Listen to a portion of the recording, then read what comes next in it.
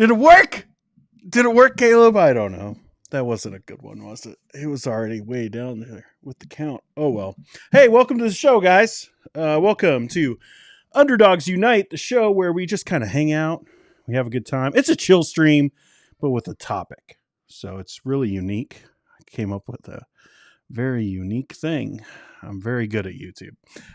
No, not at all. Also, yeah, it wasn't my diaper, okay, guys? All right, I said in the chat because I was late. Like everything was ready. Like everything was set up here. We were ready to go live, and then like somebody had to do it. Somebody had to do a duty, and it was my duty to clean up that duty as a dad. Also, that's why we're not outside. We're not outside because my wife is working. Gasp! Working in the public sphere. How dare she? She also has an education.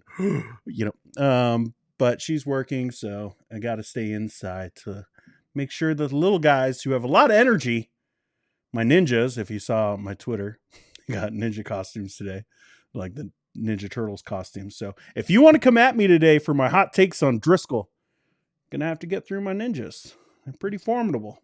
Some would say cute. I would say formidable. I'm going to move this drink over there. Really professional. Let's say hi to some people, and then we'll get things started. We're talking about Driscoll today, and we're going to talk about some of the videos. We're going to watch some clips of this insane interview. Guys, like this guy, unhinged, unleashed, I think is what I put in the thumbnail. But Michael S. is here. He says, we doing this eventually, man. Eventually. Caleb is also here. It says, remember in the 90s when dog was the hip way to spell things? I never did. Although I need Reggie, it's not Reggie Jackson. Reggie Jackson, maybe it is Reggie Jackson. Reggie Jackson is the basketball player for the Clippers, or at least he was for the Clippers. Randy Jackson on American Idol. Not for me, dog, or I'm going to pass, dog, or whatever it was. We need to add that into the stream deck. We do have a couple new sounds. I'll show you later. Wendy says 7 pre-likes. Dean's reputation precedes his podcast. Good vibes. Maybe just people feel bad for me. And they're just like, well, we'll give them likes anyways. Elijah Cole says, sounds like something someone whose diaper needs changing would say. I promise it wasn't mine. I'm not that old. I'm old, but I'm not that old. Pam says, get ready for a brand new long dress version of me. I'm trying to figure out how to bake bread as we speak. Oh, snap. She's going full homemaker. We can't call her Pam anymore. She's Pamela. Pamela Graham. Or, what is it? Mrs. Dylan Graham? Is that what we should call her? We'll do it like Slightly always does and change her name for this stream. Every other stream. Jamie, it was definitely Dean's diaper. LOL. No, it wasn't. Stop being so mean to me. Okay? I award you no points, and may God have mercy on your soul. Stop it. Stop it. Slightly Pelagian says, I'm glad you clarified that, Dean. I was worried. See, someone believes me. I appreciate that. Good. And Heidi is here. Says, Dean, if we were in a diaper changing race, I would win. I would happily lose that race, Heidi. I'm okay with that. We got Iron Man 67 here saying, Dean, what's up? It's okay. It's okay. Lukewarm no more. I know. He's having a lot of fun last week just being like, have you watched it? Have you watched it? Or have you listened to it yet? Have you listened to it? I've listened to a couple more songs. It's decent. It's decent. It's, I don't know. I don't know. Maybe not for me, man. Maybe not for me. Joseph is here. Says, sup, y'all? Because he's Southern. I don't know if he's Southern or not, but he said y'all. I say y'all all the time, and I was only in North Carolina for like 8 months, so it has an effect on you. Wendy also says, wow, Dean's been working on graphics. Sure beats an Olive from the old days. Does it though? Sometimes I go like, I spent, money and resources and time, and I feel like everything just looks about the same, but whatever. We're having fun. That's all it is. It's just changing things up so we can have more fun together. Apparently Caleb says something funny. Let's go up. What did Caleb say? People are laughing. I saw laughing. It's too far up in the chat. Oh, let's go. Hop. Hello, dogs. Well, hop into the chat. That's what that means. If you're watching, you got to hit that like button. You got to. You have to. The stream life depends on it. You have to go and hit the button. If you don't, the stream will implode. Maybe. I don't know. It's a risk that we're all going to have to take, but you can hit the like button. YouTube will be like, I will tell one more person, maybe. I think that's how it works. I don't know. It's been a long time here on YouTube. We're coming up in September or maybe even August. Sometime in the next couple weeks, I've been doing the show for 2 years straight with little breaks, taking a month off at Christmas and a couple weeks in between. But we're like I think we're at like 89, maybe 90 episodes this Monday, which is my birthday, by the way. I'm saying it now, so I don't have to say it on Monday. But we've done like 90 episodes, and it's kind of crazy how long I've been on YouTube, and I still don't know what the heck I'm doing. I don't know. You guys show up, though, and it's kind of fun. We could all hang out together. Dylan says, I'm eating food like a king. Things are looking up because he's eating fresh bread, I'm assuming. That's cool. That's cool. Even peasants have bread, though. I'm just saying, like, what eating like a king, I think, is a little bit more than bread. Pay him a lot. I'm just kidding. That's so mean. You know what? I might be kidding, but also... I'm serious, guys.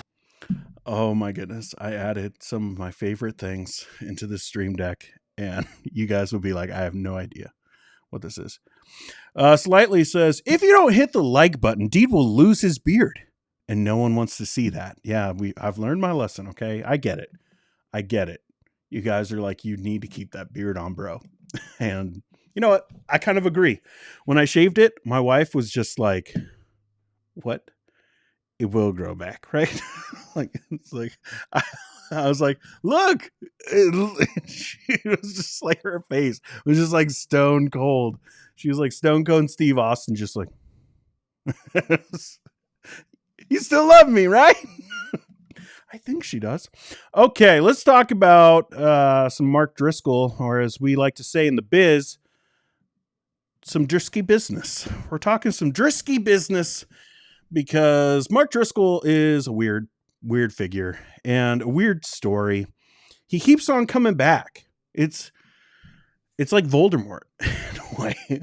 Like, he just, no matter what you do, no matter what happens, he just always finds a way to come back. It's like Jason. It's like Michael Myers. It's all the equivalent of all of that as far as his ability. I'm not saying he's going around with the knife, okay? We could have jokes, okay, for people who are not in the chat and they're just like, Dean's serious. No, I'm not. I'm not serious all the time. But he just keeps coming back, no matter what he does. And, we saw it with Mars Hill and everything that went down there. He gets put on church discipline. He disappears. He says there's a plot against me and heads down to Arizona, plants his own church with money. Like, no one wants to talk about that. He bought that building. He bought Trinity Church. Like that building, like I remember the videos where he was trying to talk about it. They invested, like Mark Driscoll owns that building and he bought it with funds that he made from Mars Hill, which is super weird to me. From his book sales and all of that, but we all know that the church was deeply involved in the book sales. But so he built his own church there, literally, like he has like an adjunct kind of elder board from like that Morris guy from Gateway and a few other leaders who, like, it didn't seem like he was friends with them at all before he, got basically thrown out of like the TGC kind of crowd. And but all of a sudden he has all these friends and they're all willing to stand up and say he's qualified for ministry and we're going to support this church plant. And so he starts it and he's, in obscurity for a while. He's in the wilderness. Well, it seems like that guy's come out of the wilderness with a vengeance because he is just taking over the internet. He really is. He's killing it. I don't know what I'm doing with the internet. Like, I'm still figuring it out. Mark Driscoll has figured it all out, and he is using all different kinds of means. I've talked about this a few times. His thumbnails on his YouTube channel. he is using YouTubery to like launch himself. Like he gives himself like those red like demon eyes and stuff to show that he's on a rampage. Like, and people are eating it up. And then you go onto his Twitter and he's putting out all this anti-culture stuff and like no nuance. Like we did a stream, me and Jeremy Collins and John Adams, we did a stream about Driscoll just the other night. And I'm not going to rehash a whole bunch of stuff from that. But he's taking advantage of this cultural moment where people are so against like the PC kind of way of thinking, you know, like they just want the extreme language. And if you have that, and if you get canceled, which is something we'll talk about because he brings it up in this interview we're going to watch. If you get canceled, it's like a badge of honor for these guys. And like these listeners and these viewers, these supporters, these dollars are going into his camp because he got canceled, or at least that's what he says, because he got canceled, because he was extreme and forced out of his church in a way. And then he just abandoned the whole thing. And that's like an alluring thing for some of these folks. And he knows it. And he's using that to gain more and more of an audience. And guys, it is working. It is working. I don't think that we're too far away from where some of these guys that are also in the extreme camps are going to start working with him. Like right now, it's like the charismatic extremes. You know, we've got the demon hunter guys. We got what's that dude's name who does the tent and he hates autism? Like he's just the worst. Let me know in the chat. I'm forgetting his name. Greg something. He's the Red Cup Starbucks guy, how he got famous for all that and Target bathrooms and whatnot. Well, that guy and all the other demon slayers, the online guys, Isaiah Saldivar, people like that. Driscoll is working with them in a way, and to me is so bizarre, but that's what he is now. He is like this bizarre thing that he used to fit into some, you know, kind of charismatic leanings mixed with Reformed theology, but he's abandoned that, said everyone who believes in Reformed theology and Calvinism, essentially Greg Locke. Thank you, Wendy. But anyone who believes in Calvinism has daddy issues, which he believed in Calvinism. So I think that's like self-telling, you know, like that's just telling on yourself a little bit. But that was why I did that joke in like the comedy tour thing, because apparently he thinks everyone who's a Calvinist has daddy issues and like this scar from their dad, and that's why they want that. And it's like, what?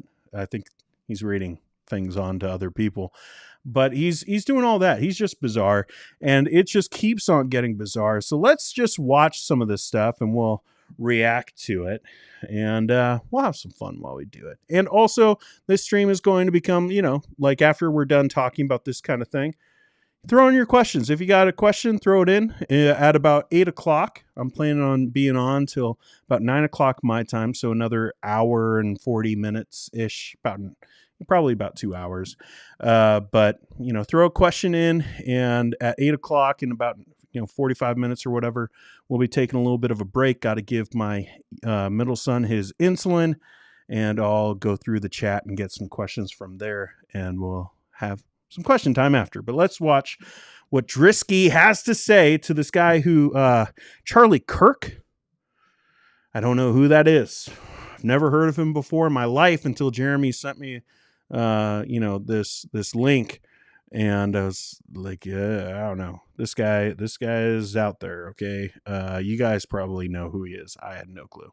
He wears what he kills. He eats what he kills. He doesn't bring John up... the Baptist was similar. There was some... He came in the spirit and power of Elijah. They thought he was Elijah. Right? Yeah, that's right. Elijah's the guy, like, if Rip got saved from Yellowstone and one alone, his name would be Elijah. He's that dude.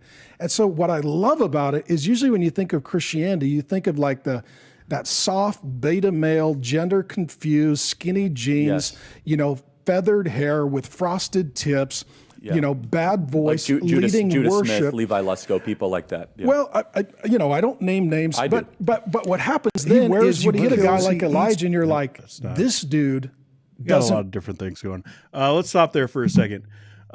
He's calling out Judas Smith and Lesko. Those are his boys now. Like, so this is what I mean by bizarre, because he wants to be in every camp. Like he seems to want to sound like he belongs in this camp and that camp and all the camps, but he doesn't. Like he like Charlie Kirk is trying to be like, oh, it's, you know, these skinny jeans pastors, which someone please, you know, go look up. If you don't remember what Driscoll looked like in like 2004, go look it up.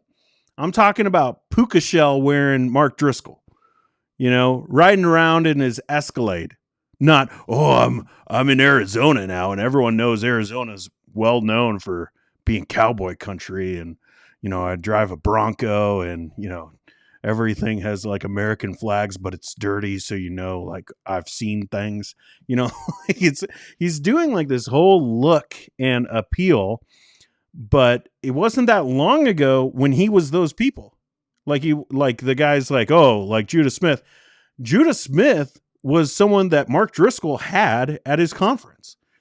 Like they were trying to mutually benefit one another and get them into more of mainstream, to not be on the fringes, for Judas Smith, at least with City Church at the time, being like, you know, very charismatic. He wanted to bring him in a little bit. It was his buddy. It's just so bizarre to me, but he wants to talk about like these pastors that are all like this. Let's go back just a little bit.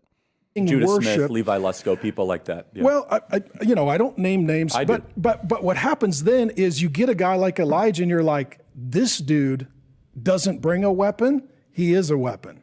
He's a man's man. He's a dude of dudes. I love that. He is a weapon. He was a prophet. Like, he wasn't waging war against Ahab. Like, he just like went off into the wilderness and was like super depressed. Like, just waiting for God to do something. Like like this whole thing of like, he was a man's man. Like, what? He was a weapon. No, he wasn't. Like, he spoke the word and he was bold like any other prophet. But that's the thing. Like right now, Driscoll is pushing this book, and he's trying to talk about like old demons, and it's, you know, like, oh, it's just the same stuff. It's the same stuff from Elijah in that time. And Elijah's the manly man, and he's against all the woke liberals and all that kind of stuff. And it's just, he's cramming so much of his preconceived notions. And like, let's be clear at this point. It might not even be preconceived notions. He might just be lying through his teeth. Like, he's done it many times. So like, let's not give him that benefit of the doubt, because he doesn't deserve it, to be honest. Like, I don't do this with a lot of other people, but with him, he's lied about a lot. So I don't know. You know, maybe he is manipulating this to just be, I think I can sell this, rather than this is what I'm seeing in the Bible and I'm twisting it. I think there's a difference between being misunderstood and purposely being misunderstanding. You know, like trying to confuse people and twist things. He's an outlaw. He's a cowboy. He doesn't fit the mold, and he doesn't come out of the establishment. He comes out of the woods. And that's what we really need right now. Everybody who's coming out of Bible college, seminary, everybody who's coming out of some sort of established political party is just a neutered, compromised beta male, and we need more Elijahs. Yeah, it's a bunch of cowardly eunuchs calling themselves pastors. So I'm going to repeat that, because this guy, this is funny to me. All right. I'm never going to apologize for laughing about how stupid some of these things are. Okay. I'm just over that. If you don't like me for that, if you're like, Dean's mean spirited. Okay. Whatever. I just think this stuff is hilarious. But just look at this guy. I don't know who he is. Okay. But he's sitting in like this office that he obviously has made into a studio. Not too unsimilar to my basement. It could be his basement. And he's like trying to look like he's like this guy that Driscoll's talking about, this outlaw cowboy and he's like saying that these other pastors are eunuchs, and like look at him. He's sitting in a very comfy chair wearing a suit. He doesn't look like the manliest man I've ever seen. He's got weird hair. All right, like we could go down a list if we're talking about like appearance of manliness, and he's like all these wussy pastors. Yeah, it's a bunch of cowardly eunuchs calling themselves pastors. So What?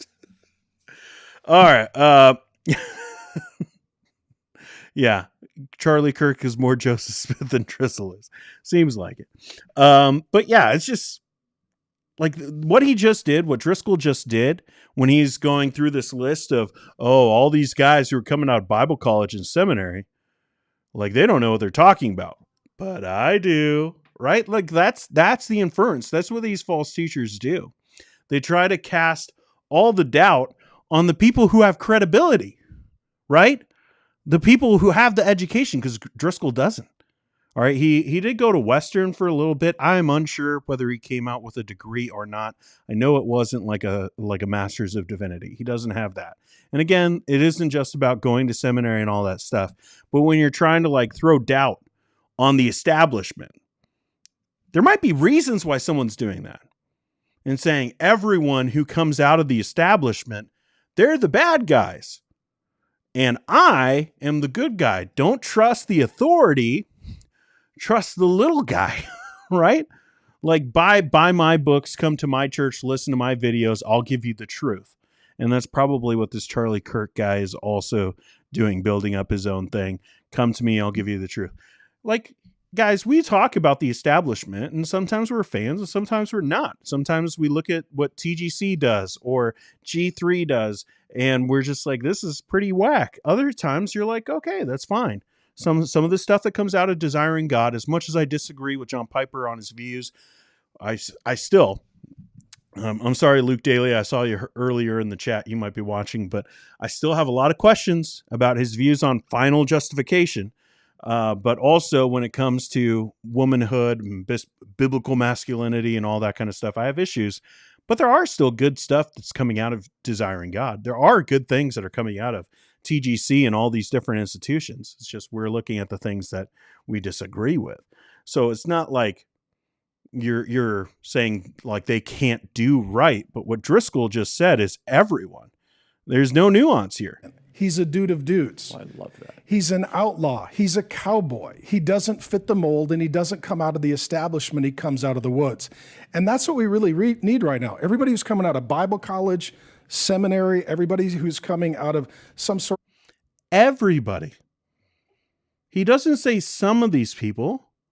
He says everybody. Of established political party is just a neutered, compromised beta male, and we need more Elijahs. This dude is 50 years old. Like, I am so, like, guys, I know I've said it so many times, but whenever someone is like, ooh, these beta males. Big yikes. No, stop it. It's so dumb. Like, No! It's just dumb. I just think it's the dumbest thing in the world to use like Matrix language to describe the character of people. Like alphas and betas and red pill and blue pill and, you know, all this stuff. This dude is like, I don't even know. He's in his 50s. Like, for all I know, he could be close to 60 and he's trying to do this. Like, enough of this. Like, you want to talk about, these guys coming out of seminary, they're the ones who are trying to like play it cool to the culture. What is this 50-year-old doing talking about beta males? Like, is that not the same thing, just on another spectrum? Like on the other side of the spectrum, it's just the same thing. He's just giving into a different kind of culture. Like, but you know, like Elijah's a cowboy.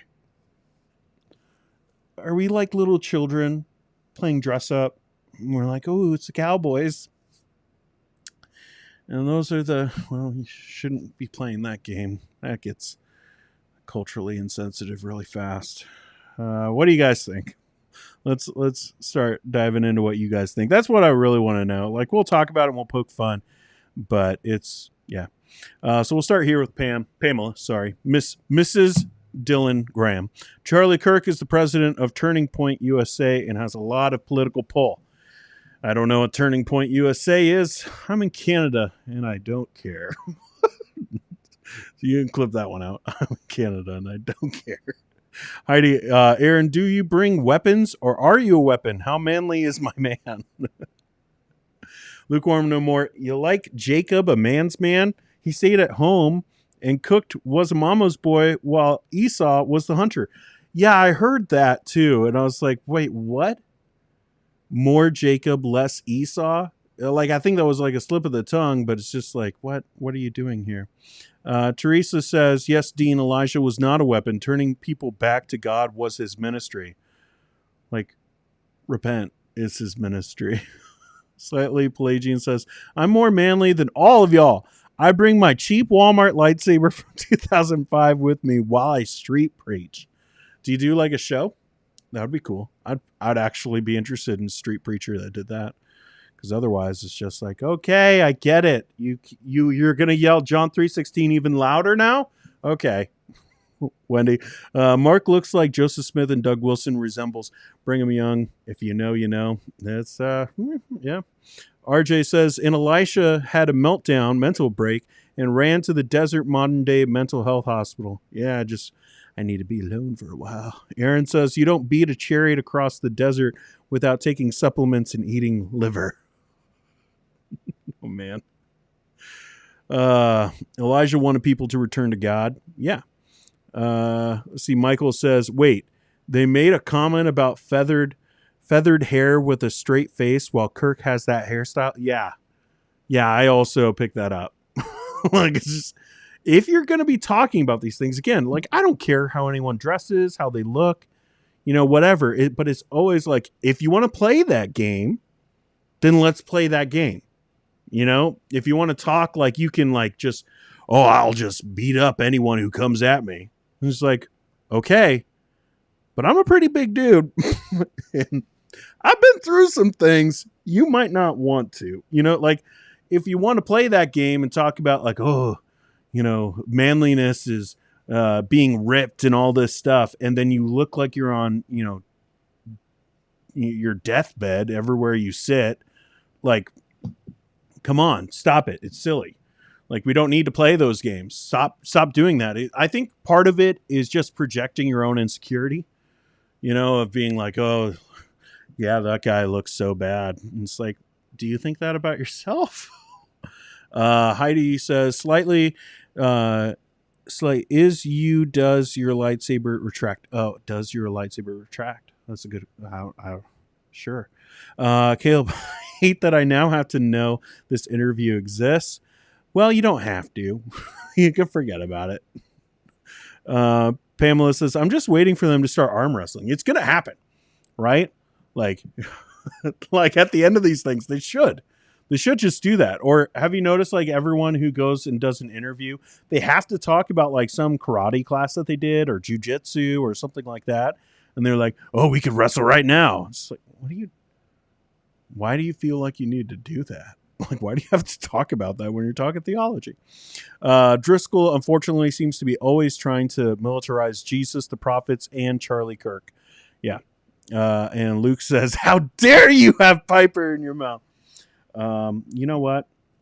Yeah, well, that's just like your opinion, man. Love you, Luke. Caleb says, anyone else hearing a dude of dude knows Elijah or Hallelujah chorus? Yeah, maybe. Lukewarm no more. Stephen Crowder claims that Driscoll is his pastor. That should say something. Is that true? Like, I know he's done an interview with him. I don't know Crowder enough to do that, but I don't know. That's kind of sketchy. He sounds like he's trying to get a Trump campaign job. Yeah, like, let's talk about that for a sec. Do you guys think that this is just an interview? Or do you think that this is a tryout for politics? I was on a stream with my buddies the other day, and, like, I think it was John that brought up, like, that he thinks that Driscoll, he's so inflated with his own ego that he might think that he has a chance. And I was like, well, he might actually have a chance. And, we'll see how things go. I wouldn't be surprised if he tries to do something local, if he tries to do like state senate or something like that and have influence that way. It seems like something that he would be willing to do. Pamela says, I detect some Just for Men in that Driscoll cowboy beard. Yeah. Here's the thing. He had it in Seattle too. Like he had that. He was still wearing puka shells, but he still had that. Wendy says Mark is 52 years old. So a 52-year-old talking about beta males. That's where we're at in society. His beard is looking pretty drab. He's getting first off, he dyes that beard. All right. Anyone who remembers back in 2010, Driscoll did this turn where he was like, I want to speak to you as a father now. And he stopped dyeing his beard, which I think that he was dyeing it before. And so it's not brown. It's been plenty gray since 2010.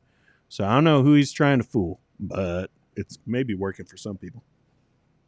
Jeremy is here and says, yeah, we're taking a look at it, man. We're taking a look. We're just having fun doing it. Slightly says, I've known, we're going to keep away from certain topics just because YouTube's. Yeah. Jeremy says, the YouTube thing, 50 people here, but only 24 likes. Didn't know there were so many Driscoll fans here. Yep. Well, haven't gotten a dislike yet, but I'm sure we're about to. So, yeah, hit the like button. It lets people know that we're having the conversation. Roland says, manly is not how hard you can hit, but how hard you can take a hit and get back up. Rocky paraphrase. Love it. Love it. Yo, Adrian, we did it. Wendy, what scares me is how many people listen to Driscoll and following him or worship with him. Yes, it's kind of crazy how fast his platform has grown over the last year and a half. It was funny to me. There was a time about a year ago where my videos would do just as good as Mark Driscoll's, and I giggled my head off about it. It wasn't a goal of trying to beat him. It just makes me laugh really hard when someone who should have a way bigger platform than me struggles so bad on social media. Same for Dale Partridge. He's still taking some shots. I'll talk about him in a little bit too. But if you go to these guys, Dale Partridge has 100,000 followers on Twitter, and maybe he's watching because he watches the show pretty regularly. But then only has 300 views on a video. And it's not like I get crazy numbers, but just makes me giggle of well, he can't crack YouTube either. But Driscoll, all of a sudden, he just shot off. And it was just went from around my numbers to boom, crazy numbers and doing things with that Finocchio guy. And then all of a sudden it just got even more. And now he's just killing it. And he's going all over doing these interviews for this book, talking about how Amazon canceled his book because he just got, he's got too much truth for Amazon. They can't handle the truth. And yeah, so it's working. Whatever he's doing, it's really working. So if you want to become a sensation, dye your beard and start being really mean and talk about how everyone else is wrong and you're the only one with the truth. And again, for those who'd be like, Dean, this is what you do. No, it's not. I say that people are wrong. Doesn't mean that I'm right. So, Slightly Pelagian says, Jim Bob of the Duggars started into politics into a similar fashion. Yeah, I think it might be something that he's trying to do. I think that he could do it, to be honest. Probably not something he's not going to be the Republican candidate in 46. It's not going to happen, but maybe some state Senate stuff so he could have influence for his church, and I wouldn't be surprised. Dylan, I was shoveling gravel all day and installed a culvert. In the process, I was able to coordinate talking to a 20-year-old dude about Jesus. I think I'm more manly than Driscoll. Nuh-uh. You know why? Because he's in Arizona. He's in the land of manliness. We all know that because of Bob. or Bill. Bill's in Arizona. And it's the manly place to be because that's where cowboys are. Cowboys. Although, Dylan, where you're at is pretty cowboy country too. Maybe you're right. Maybe you're right. It's all about being a cowboy, apparently. Jeremy says, looking like Bill Mays. Selling some Flex Seal out here. That's funny. Wendy says, Driscoll and Doug Wilson in 2028. I hope I am with the Lord by then. Caleb says, I'll be the naysayer. I thought about it after the other night, and I don't think so. I think the process would be too much of a headache. People like to cozy up to power, which is what I think this is. That's a fair point. Yeah, because like there is something to that of having friends with influence without being under the pressure of that influence, of wielding that influence and going through the vetting process, because anyone who's going to go through, church or go through like the idea of politics, like as soon as you even try, like it's just people are going to come for you. I don't know. Like I wouldn't be surprised, but I think Caleb, you're probably right. It probably is just him trying to get more influence through, these friendships and also use their platform to sell his books. So Luke says, I almost dislike because of the Piper slap. Well, there'll probably be more. There'll be more opportunities, Luke. You'll have plenty of videos to dislike. Let's see. Hey, Charles Lowry. I don't remember Charles being around. Driscoll changes every few years or so. The interview will be way more interesting in a few years. That's true. That's true. Every once in a while, he just kind of morphs into something else. So it'll be interesting to see if this sticks. Is this the Driscoll? Is this the will the real Mark Driscoll please stand up? We're going to do full Eminem here. I just got why people are referencing Billy Mays. Uncanny. He looks the part. He looks the part. Iron Man 67 says, sounds like you need to write a book, Dean. About 5 years ago, that would have really enticed me when I was like, oh, I could do this. I can do this. Now I just look at it and I look at what people have to do to sell their books and where they're willing to go and talk to and be interviewed by and the gimmicks that they're willing to jump through. And it's like, heck no. If I ever write a book, hold me to it. Clip this out. We'll do the Zoom. If I ever write a book, it will be for free and it will be a PDF that anyone could read. Like that's what I'm going to do. I'm not selling a book. That's so dumb. I think like just the publishing world has become such like a machine, and it's gross to me. Like I got a little bit of a glimpse from doing reviews for books. I was given books to review, and then I got my name on a book. I do have my name. There are books out there with my name on the book, but it's not on the front. It's on the back cover. And then I tried to be like, maybe this is a way for me to maneuver into writing books. And I saw what it would take to get there. And I was like, this is really gross. And I don't want to do it. So nope. Not going to be writing a book. Dear Christians podcast says, if people like Marjorie Taylor Greene, Ron DeSantis, and Donald Trump can succeed politically, then Driscoll could most definitely thrive as a bomb thrower in the modern Republican Party. Fair point. There's a lot of people that are just like it. And I think that's a sad statement. Like that's a sad statement on church and evangelicalism right now, that someone like that could have a platform with people. Again, it's not just the weirdos, okay? It's not the weird, obscure, hyper-charismatic, demon slayer people. Matt Chandler spoke at the same conference as him. All right, it was a digital one, so people are going to be like, it's not the same thing. I don't know. Kind of seems like the same thing. If you're on the front being like, come to this conference, I'm the main speaker. And then Driscoll is like 2 people down from you. Honest Youth Pastor was on that thing. We could really get into the weeds about some of this stuff. Like it's not just, like the crazies that are like the people that you would expect that are willing to listen to Driscoll and give him more influence. There are lots of people that you don't suspect. There are people behind the scenes that have been friends for years. There's Doug Wilson. It's going to happen. You wait. like, I don't know, maybe a year, probably way less. You're going to see a sit down. You're going to see a Man Rampant episode. You're going to see something like that. And it's going to be Driscoll and Doug Wilson reunited, and it's bound to happen. I don't know what the other guys are going to do. Like the other, Doug Wilson fanboys, what they're going to do about it. I have a feeling that Joel Webbin would not be okay with it. But it's bound to happen with Wilson. All right. Let's hop into another clip here. Yeah, we got time. Let's take a look. Why is it like this? What the poop? Why did it do this? That's Elijah.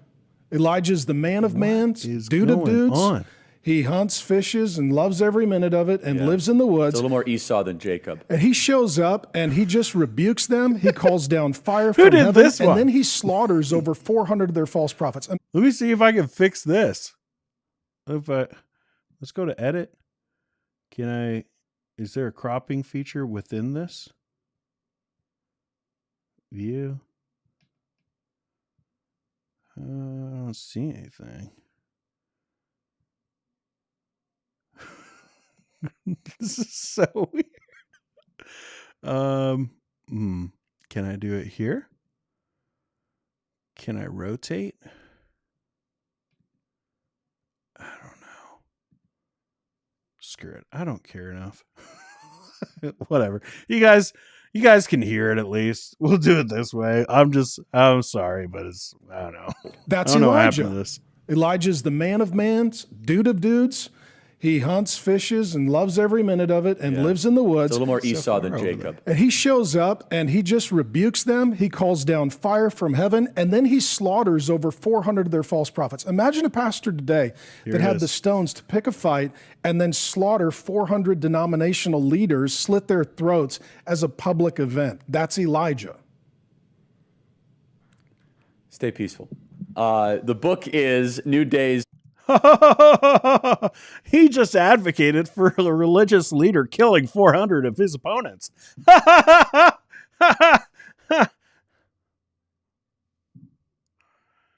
All right, this is where I go, he's lying. Like, you have to be nuts to think like that's okay. And like, I think that he would probably say, "Oh, I was kidding," to people who would come at him, but he's not. Like, he isn't in that way. He's not saying it as I meant spiritually or something like that. He puts it that way because he wants to be as controversial as possible. It's why he gave like that little weird grin. That's sideways here, but it's still weird. Like this little smile that he has right there. Like he's doing it because like he knows how nuts he sounds. And he's trying to get that reaction. Like, I don't think that he's sincere about this. And if he is, he belongs in prison. Like, what? So it's like either like he's joking or he's lying and being manipulative as he's saying it. And I think that to people who would confront him, he'd say that he was joking. But I don't think he's joking. Like, I think he's saying it that way so he can manipulate and be like, well, maybe I am, maybe I'm not. It's controversial. You have to read into it. And then he gets mad at people for reading into it what they think is like the clear thing of like, you're just threatening violence on religious opponents. Let's keep watching. Stay peaceful. The book is New Days, Old Demons. So, Mark, what I want to get into in the next segment, we don't have time right now, is the theology of the demonic.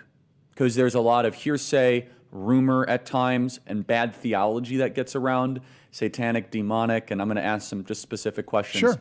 But I want to just, in about 45 seconds we have remaining, what motivates your typical woke pastor? I'm talking about the skinny jean type, the people that never actually teach the word. You know, we mentioned some of the names. What drives them into the ministry? Some are cowards and they took the job because it's indoor, doesn't require any heavy lifting. Some guys were overmothered and underfathered, and so they feel at home in the church like they did in their mom's house. Some guys, they have church hurt and they're bitter and they're deconstructionist and they need to just get over their hurt and grow up and be a grown man. For some of them, they're just poorly read and they've spent more money on their wardrobe than they have their library. As we say often, too many churches have become TED Talks with a rock concert, skinny jeans, and look at my new shoes. It's become this. How much did your tie cost? It's so hypocritical. And this shirt that Driscoll is always wearing, like lately, everything that I've seen him in, it's like you guys make fun of me for my Carhartt shirts. It's basically that. He's just like always wearing like this black Wrangler looking shirt, which I'm sure was not cheap, but they're talking about, oh, the wardrobe of all these other people. But you know, it's just all these woke guys. They're the problem, and they're wearing their skinny jeans, and they need to be reading more books. You know, read the books, but don't go to school. Like that's what Driscoll has said. Like it's all this stuff. Let's watch the last one that hopefully isn't sideways for whatever reason. All right, thank the Lord. What do you have to say to the criticism, Mark, that you're too political when you talk about these things? Everything is political. Everything is political. And so at the end of the day, if you're saying, well, I don't talk about abortion because it's political. It's not. It's biblical. It's the murder of an innocent human being. And if we're going to be for social justice, it needs to be for the greatest Holocaust in our lifetime. The most dangerous place on earth, even a few years ago, was not walking around without a mask. It was just being in your mother's womb. The leading cause of death was not COVID. Even by the false standards, it was abortion. And so this is what frustrates me. Everything is political. Truth is political. Life is political. Freedom is political. Church being open is political. And if you read the story of Elijah, every day it's a head-on collision between the prophet and the government. Same with John the Baptizer. Same with Jesus Christ. They crucified Jesus because he was an offense to the authorities in the Roman government. Jesus died because he picked a fight with the political. So those who quote Romans 13, they're like, obey the government. It's written by a dude who did some of his best work from prison. That's right. Started a number of riots.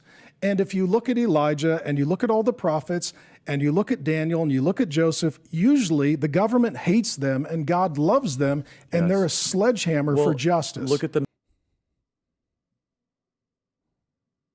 Just reading a few comments here. Let's see what you guys say before I hop into what I think. But I did star a few of them. Let's go back up here. Tax collector. Is Mark Driscoll a theonomist? And for that matter, is every evangelical from Arizona a theonomist too? Here's looking at you, Jeff Durbin and James White. It seems like it. I don't think Bill is. Bill, you're not a theonomist. He's in Arizona. I don't know. I don't know what his eschatology is these days. He used to talk about a rapture. So he did see he seemed pre-mill at a point, but the way he talks about things now, I don't know. Like I'd be very curious to find out, because it sounds like that. And about writing the book, Caleb says, depends on what the book is about. Sometimes it feels like a lot of people are writing the same stuff over and over again. It's boring. It's boring. A lot of the books, like I'm having a hard time like lately, and maybe it's just because my fascination with some of these teachers has waned over the years. But I don't know what to look at. I look at Crossway's stuff, and, you know, I look at the catalogs because I'm a nerd, and I look at the theology book catalogs and look at what's coming out, and just nothing really interests me all that much. It feels like we're just getting the same books over and over again. And then every once in a while, some book comes out and it kind of changes things. But yeah, I don't know if I'd have anything different. Maybe any press is good press. Driscoll is all about the views. He seems to like the spotlight.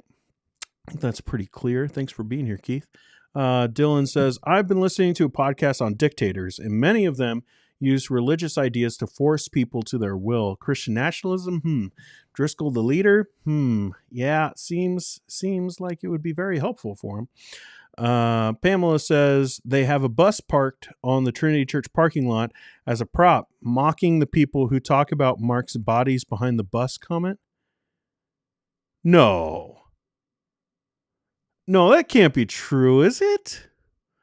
Like, is it a working bus and they just use it? And then they like, I'm sure that they probably would make jokes about it, but it's not just there for that. Is it? I don't know. I'm not there. Bill is, though. Not at that church. I think both guys are looking to get reactions. Charlie makes $500,000 a month over the top for the over the top podcast and radio. Yeah, I think that's true. I think both these guys are just shock jocking it, trying to say as much junk about the mainstream to get the extremists. And we've seen this lately, this trend. Like, there are more extreme people than any of us thought. Like, here's what I really think about all this. Like, this last comment, the other two clips.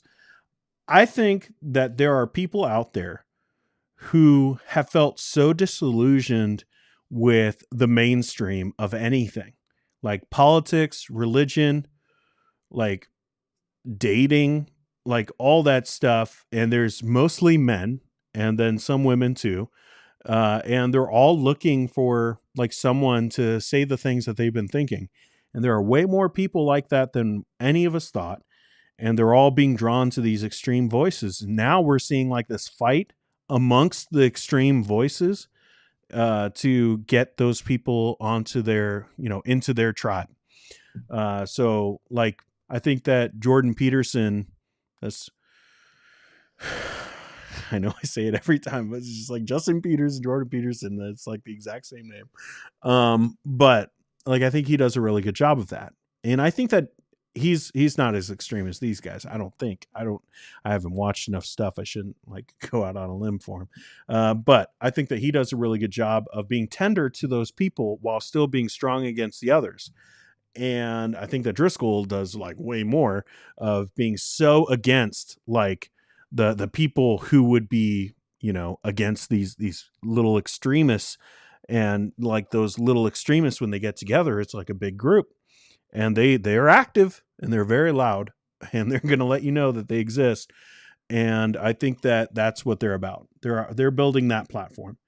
They're trying to get all the extremists together and to be as loud as possible together, because on the internet, not in real life, on the internet, it feels like you're winning.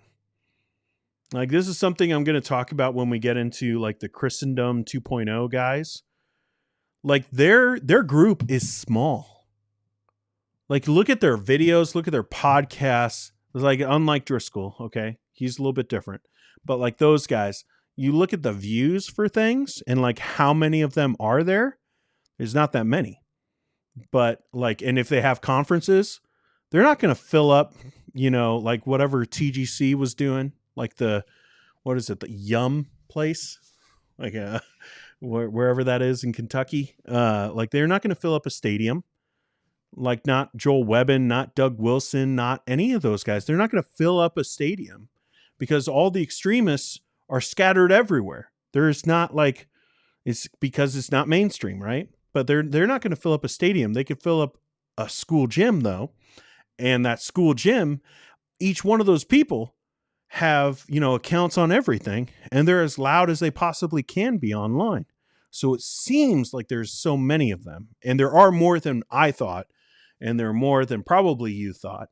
But it's not like the stadium that exists.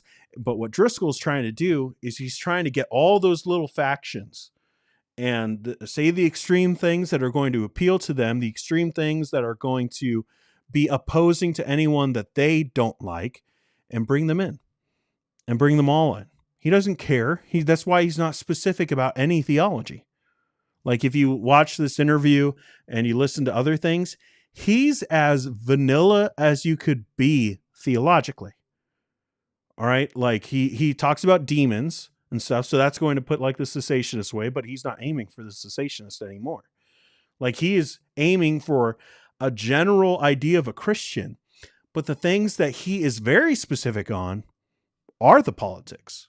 So yes, he's going to get accused of being too political at times. All the time. He's going to get accused of that a lot. But because that's what he does. He gives like the specific scenarios of relationships and politics and things that don't have anything to do with theology, or at least has very little to do with theology. And he's not going to get specific about theology. He's just going to talk blandly about how God loves you and God hates sin and the Bible. You're going to hear him talk a lot about the Bible, not specific views on the Bible. You're never going to hear that because he knows that if he says something, he's going to lose followers. Like this is the tightrope that these leaders have to walk when they base their following off of anything that's not theological. Like when they're trying to appeal to so many different people, they have to walk this line, because if they say something, theologically, and it's like very like, this is where I am, people are going to be gone. So yeah, he's not going to be a Calvinist, because then all the other people, the vast majority of Christians, are not Calvinists, so they're going to be gone. Of course, like I think he actually is anti-women, but of course he's going to be complementarian, because that's going to appeal to more of that general Christian. So he's going to be as straight line as you can be theologically, and just be vaguely Christian in his theology. And then he's going to be very specific when it comes to those different things that are not theological, because he wants the Christians, but he doesn't care what kind they are. Like he just wants them based off of these extreme things that he knows he can build his audience off of. That's what I think. But I could be wrong. Maybe not. Maybe I'm right on. Billy, I don't know who you are. Driscoll compare and contrast king. I don't know what that means. I'm sorry. I just don't know.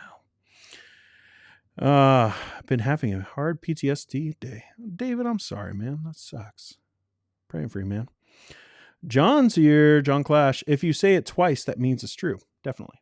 That's how I talk. So, like, I can't get on anyone else for saying the same thing over and over again, because we all know that's me. Wendy says Jesus died because he picked a fight with the political. Yeah, no, because he said he was God. Maybe there are political applications to that statement, but it's a theological statement. Heidi says, I just noticed New Days, Old Demons. Wow, it's like we could be the title of Driscoll's autobiography. That's pretty good. I like that. Good. Pamela says, this is like an interview for becoming the governor of Arizona. What are your predictions? MD in 3 years. I think he's still at the church. I don't think that he enters into political thing. Maybe he tries his hand at like state senate or something like that, and it will fail. Because it's a different ballgame. But I think that it is possible for him to get in if he were really, really trying. But I think that he will be split between the two, church and state and all of that. Saying more Esau than Jacob is a bit of a spicy Freudian slip. I do think there is a risk with this line of thinking of swapping our birthright for a pot of political stew. Oh, snap! What do we do for that one? We can go over here. We can go. We cannot even begin to understand how brilliant that was. It was real. It was rough. Post-modern.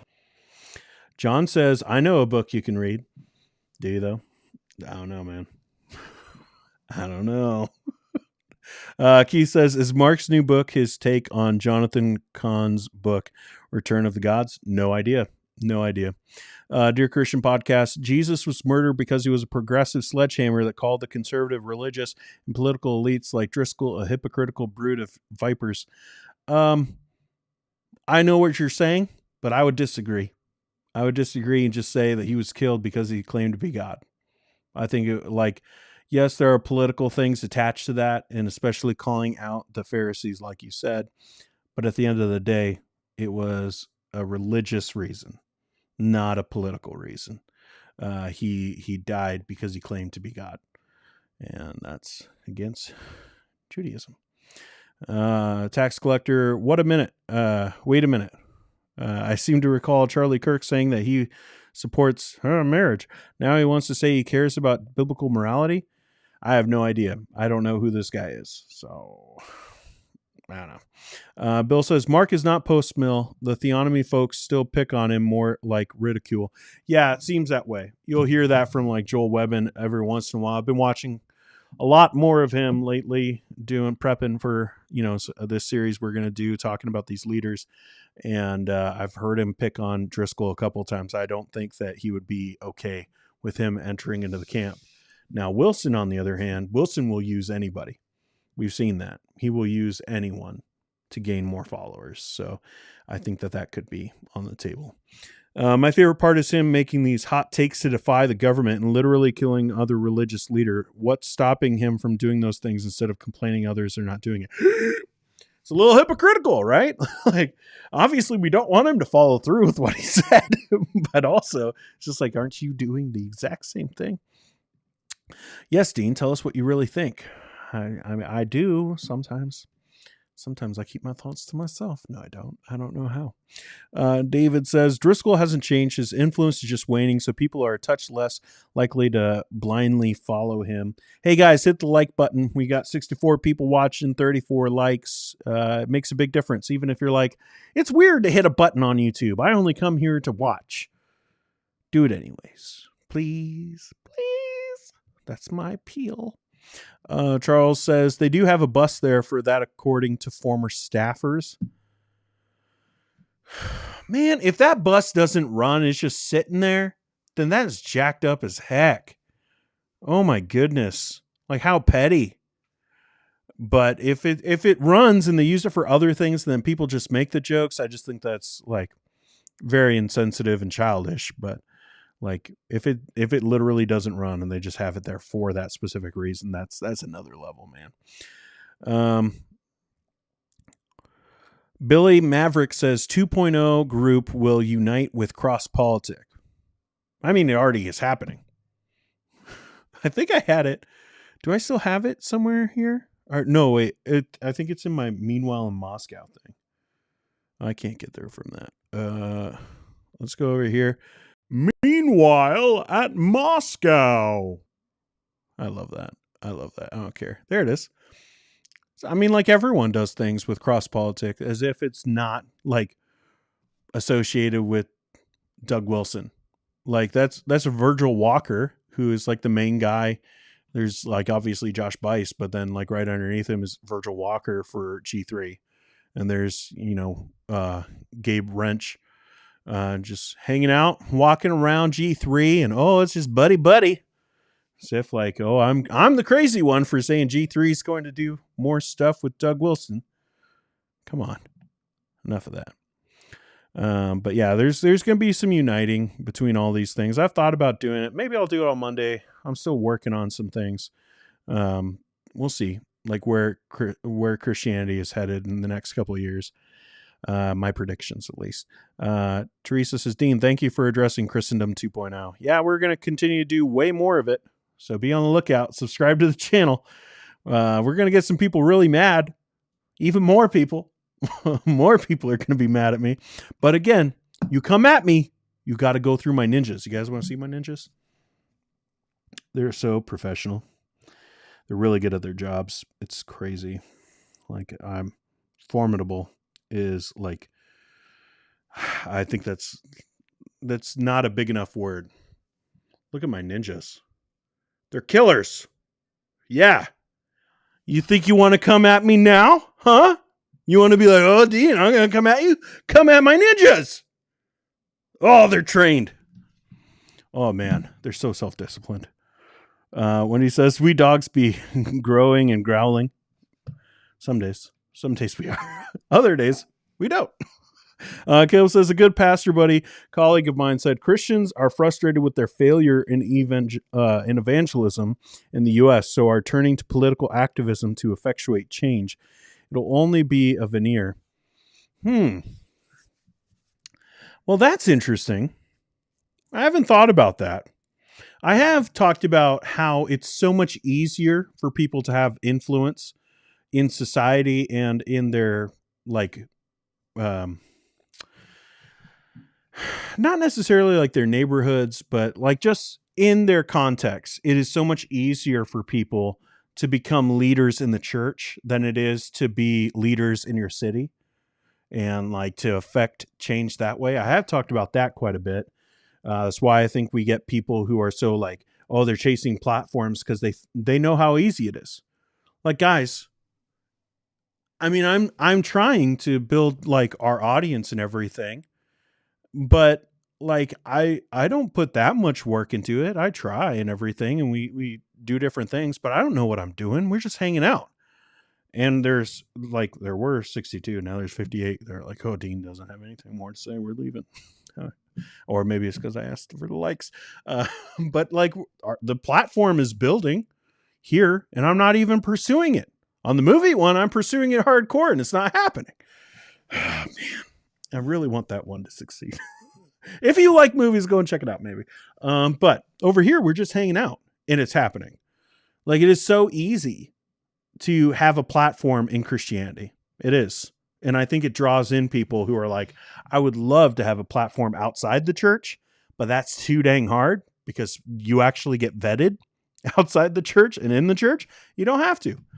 You know, people just like, I should say, I know people who go to churches and immediately are elders. All right. Yes, they might have had pastoral experience in their background, but do you know how weird that is?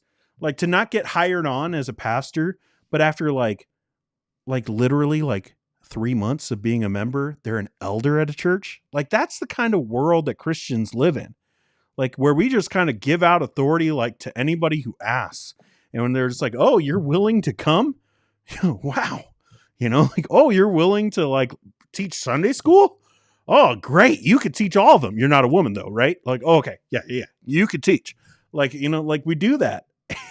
And it's just like, we're just like giving out authority to like pretty much anybody. And I think that, you know, people take advantage of that and they just want to climb the ladder. And next thing you know, they're writing books. And next thing you know, they have, you know, these ministries and seminaries and doing all these things. And that's what Driscoll's doing. There's no vetting for Driscoll.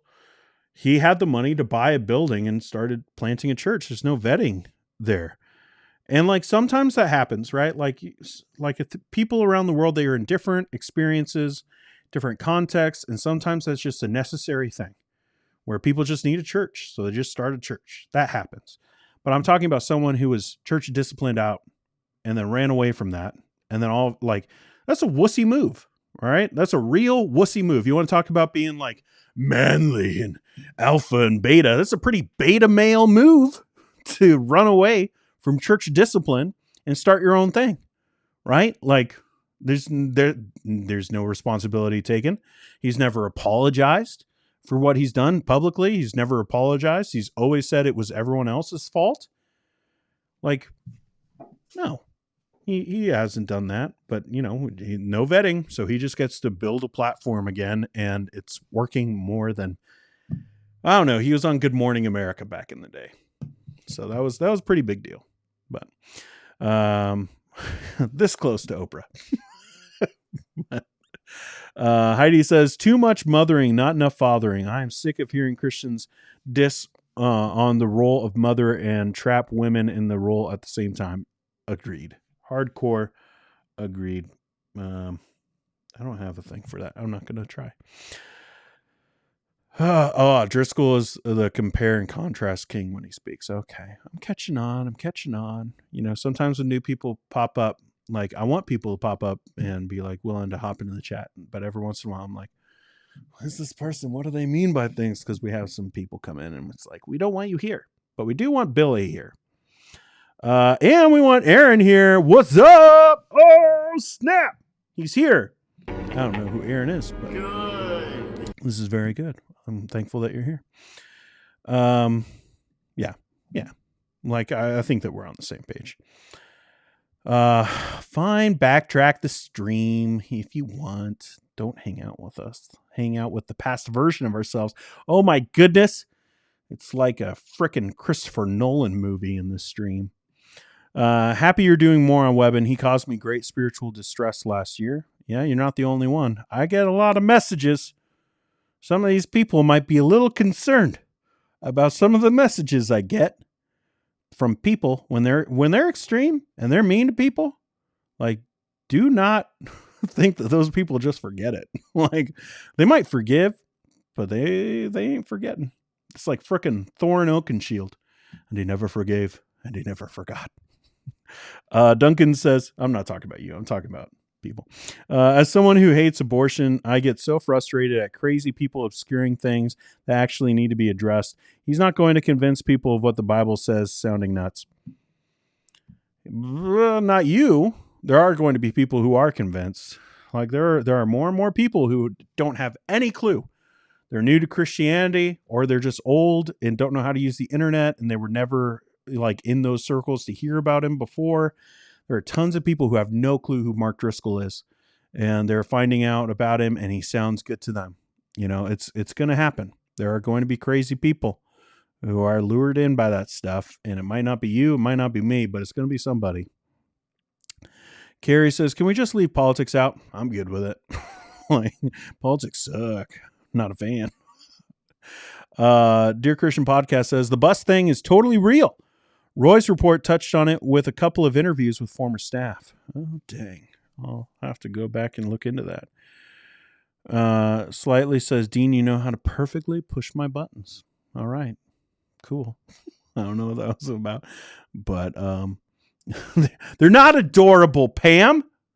They're not adorable. They're formidable. They're very threatening. They know some stuff. They'll mess you up. They're really good at their job. Heidi says, we give authority to any man who asks. There you said it. Dean, you beat me to it. I'm just saying, like, we do it. We do it a lot. It's a thing. It's a thing. Let's go. I did. Man, thanks, lukewarm no more, having my back a little bit. We don't have to keep on asking. I listen to it and just not a big fan. Okay, I'm sorry. We don't have to like the exact same things. We could have some diversity here. You guys are Steve Sicker, and I'm MXPX. You know, like, it's all right. It's all good. RJ says, I miss the days when the church was not the pastor. Yeah, it's been a while. Aaron says, ha ha ha, I'm in Manila, so different time zones. I was the one who noticed your Roman Reigns shirt way back. Okay. There's a couple. There's a couple that were like, oh, the head of the table's here and all that kind of stuff. It's fun. If you know, you know. Felix says, hey, yo, Dean, God bless you, brother. How are you? I'm doing well. Currently, I am streaming. And currently, we need to have, we are past time. That was a bad move. We need to have a little bit of a break. I need to go give my son his nighttime insulin. And we'll be back in just a couple minutes. Stay here. Hit the like button. You know, if you got to wander off, it'll be about 6 minutes.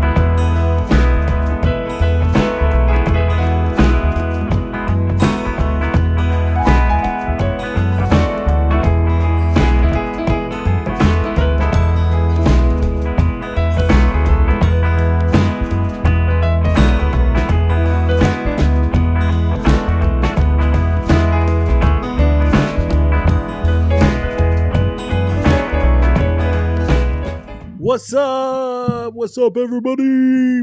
We're back. I'm really itchy all of a sudden. All right, I need to be clear about a few things. I no longer have any ninjas to protect me. It sucks. Like, if you're going to attack, I guess now is the time. I don't know why I'm saying it, but now is the time. My ninjas, they're asleep. Like, they're just straight up asleep. Like, they're supposed to be in their rooms playing until about 8 o'clock. That's usually like actual bedtime. And went up there.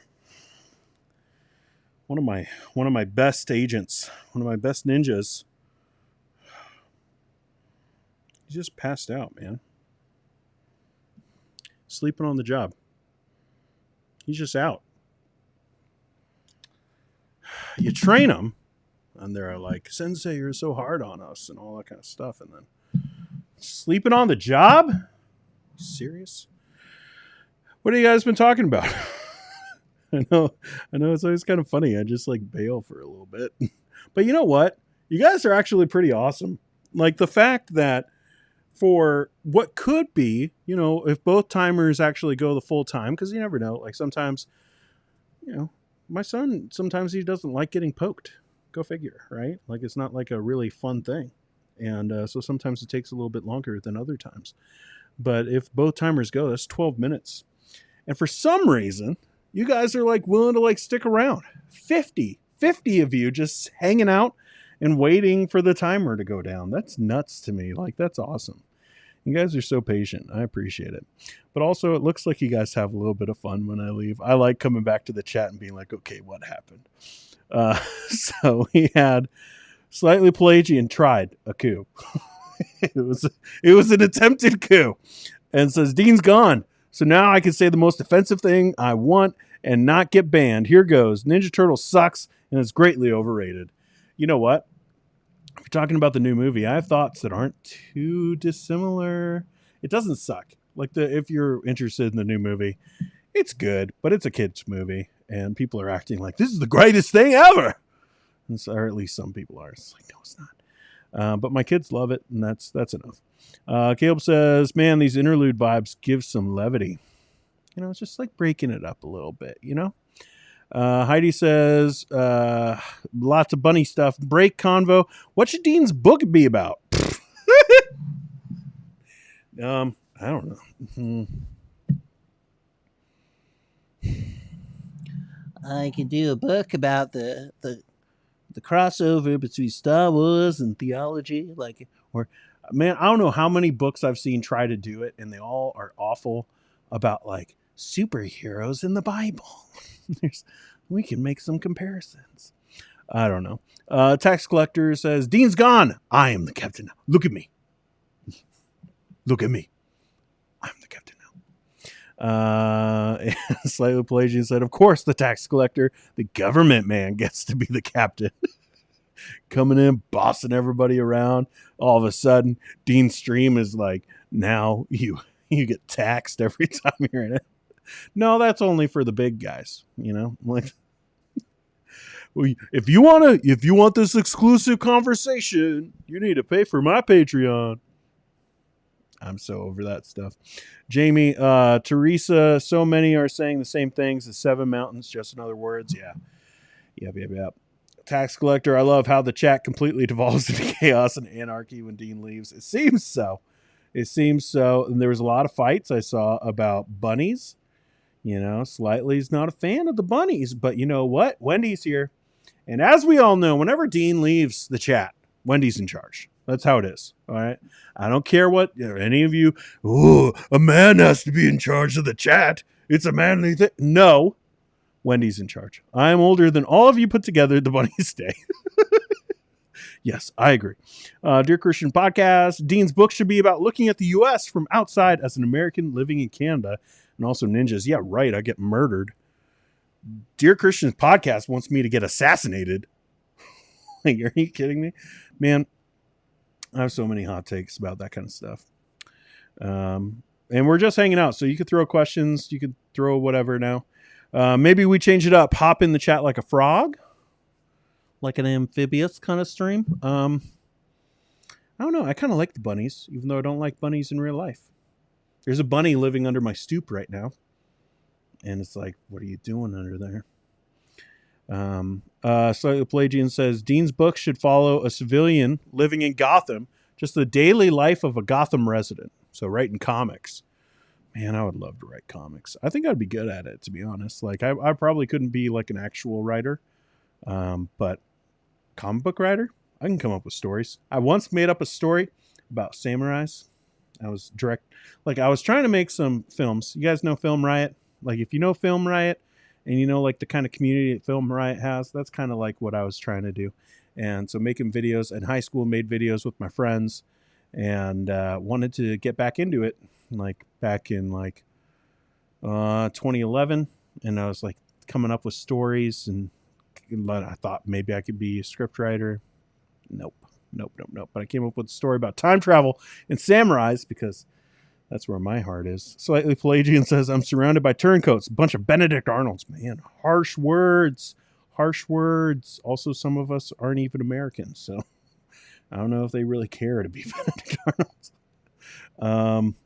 Let's see.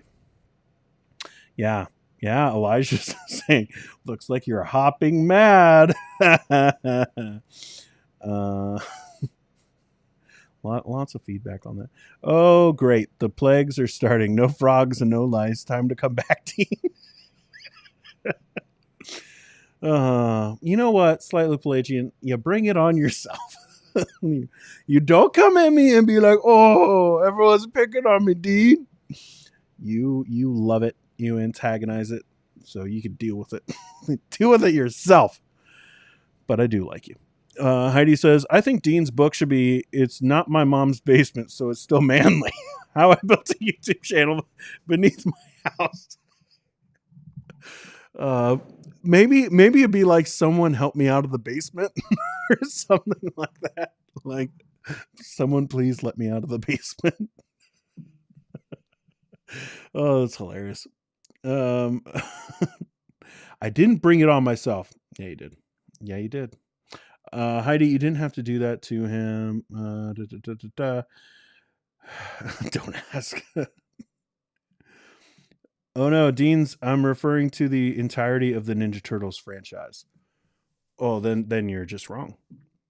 Have you read Eastman and Laird's stuff? Like, there's some pretty cool stuff. I don't know what voice I was doing. I don't know. Sup? I'm starting from the beginning, but what's up? Wanted to say what's up.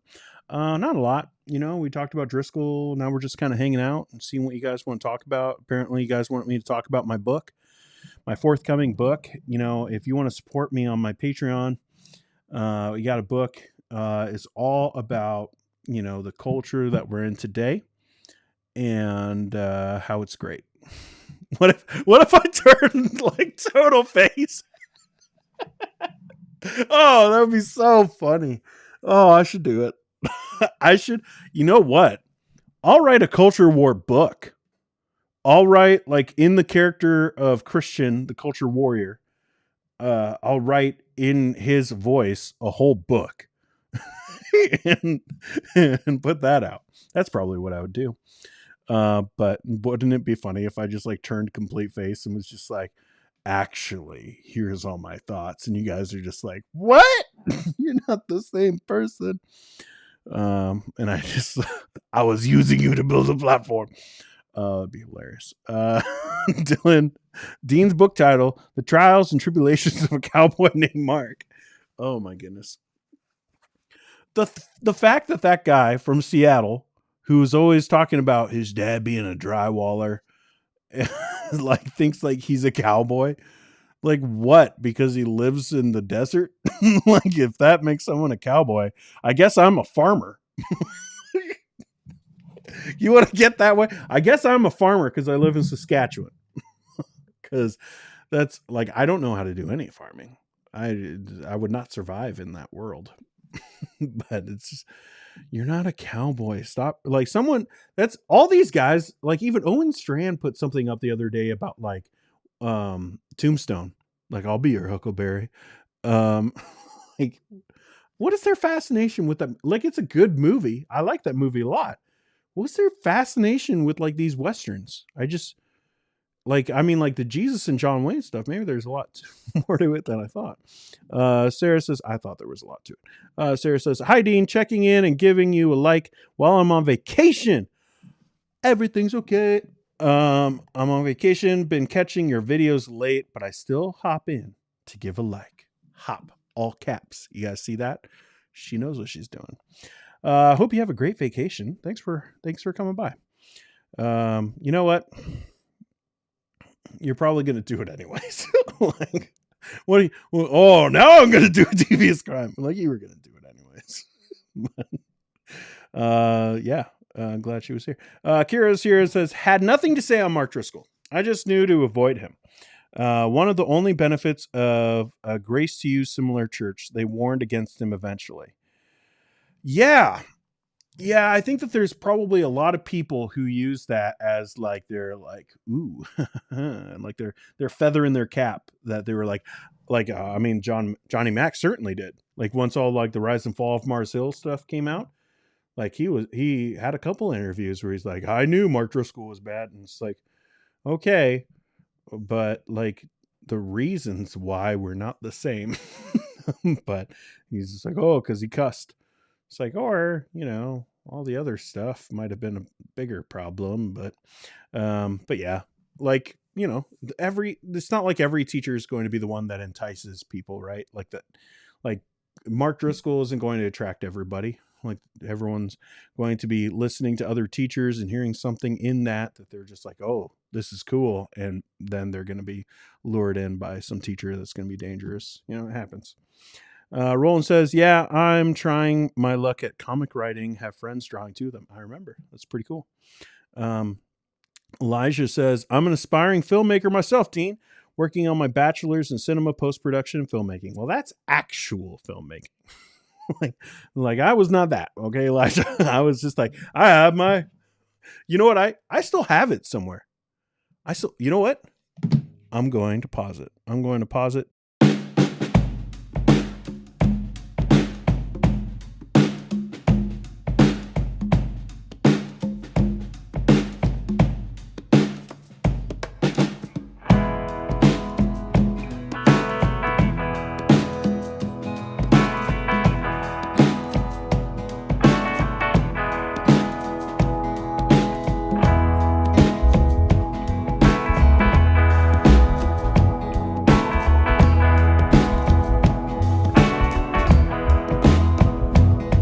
Did you guys get like so nervous? Like, oh no, he left again. I don't know if I even need these. I just have them in for sound effects. It's kind of nice to hear my own voice. Elijah, this is what I was about. I made this. This is my filmmaking. I made this for my iPhone way back in the day. And I had a little mount that I made myself. And it would go into this. And I'd be making my little short films like this. I don't know why I got it. Why did I just spend all that time going and getting it? You can sit here. It's just PVC pipe. So I think you and I were a little bit different. One maybe not as serious as the other. Slightly says, I genuinely wish you well with your aspiring film career, Elisha. It's big of him. You know, you guys had that fight. It's pretty epic. A lot of us were looking at it and they're like, Slightly and Elijah, they'll never get through this. You know, it's never going to be the same. It would go down as like the fracture in the underdog faction. You know, it's going to be, are you team Elijah or team Slightly? And Slightly would have like two people. And no, I'm just kidding. Just kidding. I only kid because he jokes so often. But you know, it's big of him. He's supporting you, Elijah. RJ says, question, is there hope to move away from the celebrity pastor? Boy, I don't know. Is there hope to move away from the celebrity pastor? Yes, because it's the biblical model. But also, naturally, it does happen. Like, I mean, you even think of like the church leaders. Augustine, you know, Eusebius. You got like tons of people that you could go through and throughout church history. And then you got the reformers. There are always people that are going to rise to the top. And there are people around their time frames that treated them the same way that celebrity pastors are treated today. Now it's just, you can't escape it. Now it's not just like, oh, you've heard of Augustine. He's in Hippo, but you're way far away. So you don't like get to see him, but you've heard of him. Now it's in your face all the time because of the internet. I don't know. Like, I think that you can, like we can, by just, committing to our own local church and not going for the megachurch model. But yeah, like I think it's going to be a thing until the Lord comes back. There are always just going to be teachers who gain a following for, sometimes good reasons, sometimes bad. But yeah. Slightly says, oh, of course you did, Sarah. I don't know. Bill, I think Dean's book should be a copy paste of the chat. No, what I should do is just like really troll Dale Partridge and just copy and paste his head coverings book. Too mean? Maybe. Guys, I almost thought that guy was serious. Almost did. Like there was an apology that he made this week that I was like, I think this is it. Like I had my wife read it and I was like, I think he's genuine. Like I was like, people think I'm so hardcore, like of just like, these people will never change ever. But I read it and she was like, I don't think so. And I was like, I think he's genuine about this. And then I was like, I had a tweet made where I was going to be like, I really appreciate this. And then he blocked me and I was like, oh, okay, I'm definitely going to wait to see what happens here. And then like all week long, I don't know why anyone blocks anybody these days other than just like, a statement being like, leave me alone. But like you can go around that so easily when they don't have like a locked account or something like that. So, I'm watching him for my movie one. So, you can block that one too, if you want, Dale. But just like the amount of tweets he's been doing all week long. And it's just nuts. It's nuts. But, I think it'd be kind of funny to just like, cause there's all like the plagiarist stuff back in the day, not back in the day, 2018. It's not that far away. But it would be kind of funny to do that. Nathan Ida, what the heck? Another buddy from back in the day. Dean, great to see you on here. Hope the fam's doing well. They're doing pretty good, man. I hope you are doing well. Man, it's a blast from the past. Wendy, Dean, you just don't move. Dean, just don't move to Arizona or Idaho. Yeah, not happening. Not happening. I mean, Idaho isn't that bad. It's just Moscow. But like, there's some cool cities and some cool sites in Idaho. Coeur d'Alene. Been to Coeur d'Alene a bunch of times. Carrie Anderson is laughing. Elijah says, thanks, Pam. Been my passion since high school. That's so cool, man. I love that. Like when people actually pursue those things, they're not just like, making these things. They're actually doing it. That's cool. Question. What do you think overall of the in-universe reboots that DC does? Crisis on Infinite Earths, Flashpoint, creating new 52, DC Rebirth, etc. I'm tired of it, and I just don't even read DC comics. Yeah, I gotta be honest. I got tired of it too. Like I love the new 52.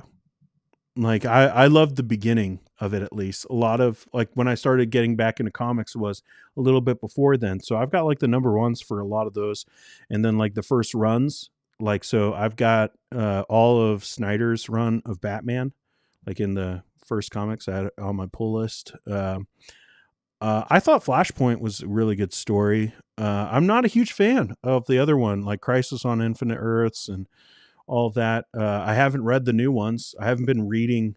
Like when I get comics these days, because I don't have a comic book shop. I did it when I was pastoring in Saskatoon, but since I've been down here, I don't have one. So I go to the dollar store and I buy graphic novels for $3. $3. It's not $1, but it's pretty dang cheap. So I buy those and just read a bunch of old stuff. which is fine with me. Like, I don't need to keep up. Like, I watch like things like Variant Comics on YouTube. Eris Quinones is like, I actually have an autograph of Death of the Family. He sent it to me for winning a contest way back in the day when they were just brand spanking new. And I had him autograph it. It's down there. He's one of my favorite YouTubers. I don't really watch a whole lot of stuff, but was a big fan of him back in the day.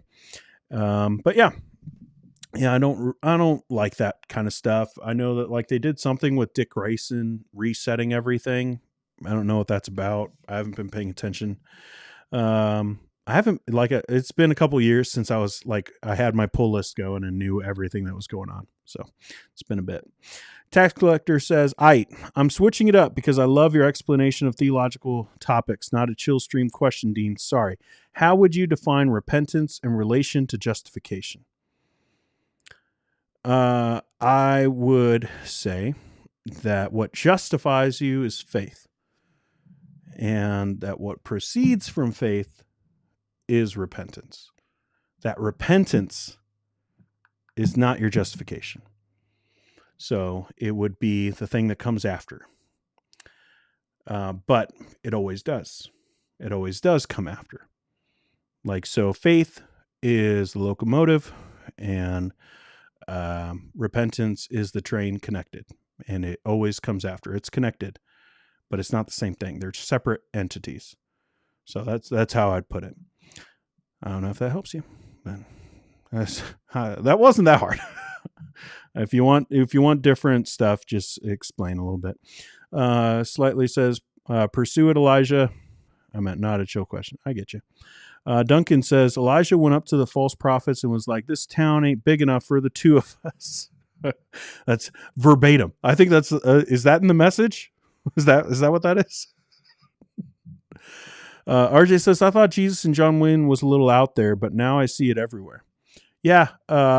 When I first read it, I read it right away, and I liked it, and everyone hated me for liking it. Like, I thought it was pretty accurate. Like, at least to my experience, what I've seen and what I've read, and the things like being in the fundamentalist world and reading history from a fundamentalist perspective, just like, oh, I think Dumas gets it. So I've been a fan. Last time I checked, she might not be following me anymore. I don't know. But Kristen Cobes Dumas follows me on Twitter. That's pretty cool. I think it's cool. People would be like, that's a sign. That's why it's bad. Add it to the list. Slightly says, but Dean, I've only robbed a few banks. Nothing too bad. In payday 2, let me clarify. LOL. Slightly says, thanks, Duncan. I'll never see the story the same way again. Dylan says, Pam's hopping to the kitchen to get me a snack. Oh, snap. You know what? Now you're living like a king. Good. That's manliness right there. Jamie says, RJ, I haven't read it yet, but I got a copy after hearing Kristen in an interview, and it made a lot of things I was seeing make sense. I think it's a great book. I'm not going to apologize for it. I think it's a great book. And I think it's pretty accurate to the way things have turned out, and predictive in some ways of how people were going to react to the book. There are little statements every now and again of how she thought people would react or what could lead to. And it's like, a lot of that has come true. I avoided for Jamie until Shiny Happy People, and I really liked it. Okay. Yeah. Dear Christian Podcast. Dean, just think about it. The title of that hot take American Canadian book could be Canadian Fried Bacon. It's just ordinary ham. Wet hot Canadian summer. I don't know. That's where my mind went when I just saw American. But, did Dean? Yep, everyone got real nervous. What's going to happen? Thank you. That's very kind. But I think we all know this is pretty janky. But I wasn't going to pay. Like, it was like when I was looking, like, this was when people just started using iPhones to make movies, and it's all I had. I couldn't afford like the camera that I have right now. I have a Sony A6000. So it's not the nicest camera, but it works, right? And especially with the lens we got now, it's pretty great. Like at least for this kind of stuff. But I just had my iPhone, and I remember like it was like Gib or something was like the name of the brand when they first started. People were just thinking about making this an accessory to be able to put a phone onto a tripod, and nobody had it. And the Gib thing was like $50. It was just off a Kickstarter. And so I was like, I'm going to make my own. I made this like rink-a-dink thing and then put it on this, and it worked for a little bit. I have some videos. I did mostly stuff for the church I was working at, and, just promotional kind of stuff. Pam says, I have a book idea, a dystopian novel about the patriarchy taking over. The women have to band together and bust out, then move to a peaceful island where they just read books. Just get a little peace and quiet. Elijah says, but I don't like confrontations. My real name is Wyatt, which means guide, apparently, and I'm the complete opposite of my name. I try to trick people as much as possible. Trip blind people. That's a joke. Don't ban. What? Sometimes slightly. I'm just like, what are you doing? Like sometimes I'm like, I could roll with it. Like I see where you're going. And then I'm just like, wait, what? But whatever. People say the same thing about me. Pamela says, Dylan's lost his mind. Left somewhere behind. Must have put it in amongst the things he was throwing out. He had a long day. Let's see. Charles says, the bigger question on celebrity pastors, do we, the church, enable that? Yeah, we do.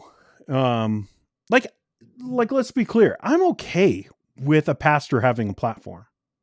All right. It's about what they do with that platform. Like, I'm okay with anyone coming onto YouTube. Obviously, I'm doing it, right? Like, you guys are here hanging out with me because I have a platform here on YouTube. I'm okay with anyone having a platform. It's what you do with it. It's how you use that platform, and whether you're using it in a way that honors Christ, first off, but also that builds up people or tears them down. Some people would say, oh, you're tearing down. No, I'm tearing down like false ideas from leaders who maybe shouldn't be leading. Not all of them, but some of them. But building up the people who have been downtrodden on. Yeah, maybe. But I think it's what you do with it. So like where it goes wrong is where people start just being like, well, John MacArthur says this. And they use that as if it's like the Bible says this. And they start to use it as like, this makes it authoritative because this person says it. I should not care what John MacArthur says. I'm not at his church. He has no authority over me. Just because he's a pastor doesn't mean I should, like, that carries more weight than what any other Christian says. But we use that. We go like, well, John MacArthur says this. John Piper says this. Tim Keller says this. This person says this. Mark Driscoll says this. And we use it as like this authoritative thing.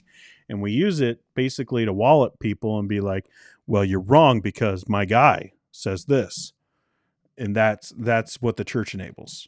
And when we do that, like now we're building people up into not just a platform, but a form of idolatry. At least when we're saying like that and we're not going to scripture. Like if you want to be like, it carries a little bit of weight that John Piper says this more than, Bill says something, like, okay. But if you're going to be like, it carries weight like the Bible does in any way, like that's idolatry. And a lot of Christians are doing it. They don't say it that way. They would be like, oh, I'm so appalled that you would even bring up that thing. But it's like, that's what you're doing though. It's what practically you're doing that. But yeah, so I think churches do enable that kind of mentality, but the way to get away from that is to like listen to your pastor, listen to your qualified elders. So I'll put it, and, like have a free mind and read your Bible. Be Bereans. So over that. Everyone, it's a Berean ministry. You mean you read your Bible? Cool. We don't have to, not everyone is a Berean. Like this racial group. Okay. Bill says, celebrity pastor, we have always had them. Paul in his writings brought that up. Yeah, true. I mean, you could call Paulus a celebrity pastor. Like, he takes correction and then he continues, but like in a good way. But I know what Dean's book should be. Our chat logs written as a novel version of an episode of Friends or Seinfeld, create characters based on us and write. That looks like a lot of work. Looks like way too much work, and I ain't doing that. Nope. Heidi says, Dean's book, why if women aren't going to wear them, men should. Head coverings for men. Oh my goodness. Oh my goodness. We cannot even begin to understand how brilliant that was. It was real. It was rough. Post-modern. Oh my goodness. That is going to stick in my mind. That is hilarious. And I think that there's a lot that could be done with that idea. Head coverings for men. Oh, that's great. Redeem Coops. What up, my friend? Good to see your bearded face this lovely summer evening. Hello. We're friends. I don't know who you are, but I'm going to say you're my friend because you're here. RJ, Heidi, I love it. Also, do you know that all my girls are saying heck tonight because Dean's exclaiming it? That's a taboo word in our house usually. Well, you got to show some discretion. Who's that on? I'm not their parent. Isn't it on you for having the volume up too loud? No, I'm just kidding. I'll try it. And no, I'm not going to try. I'm not going to. Like, these are things that I just say. It's so funny. My mother-in-law has started saying some things, dang and shoot and things like that. If your kid's around, I'm going to say all the words they aren't supposed to say. But like, I just have always said it. In high school, I got yelled at by my coach because I said darn it too many times. I was at a Christian school. But yeah, I just say those words all the time. But now my mother-in-law is saying them. Before, she was like I had to watch what I said so much when I first met her. They were very fundamentalist. They're very different today. But I claim some of the I did that. Like they say it because of me. I've influenced them, and I'm very happy about that. But Slightly says the only acceptable head coverings for a man is either a military helmet or a cowboy hat. Oh, that's hilarious. Wyatt is a wonderful name. We're not our names' meanings, though. My sister Lila's name means dark as night. She loves pink and princesses and ponies and on and on and on. Well, yeah, we're definitely not what our name means. Because Lentini is a valley in Italy. And so literally my name, Dean Lentini, means prosperous man of the valley.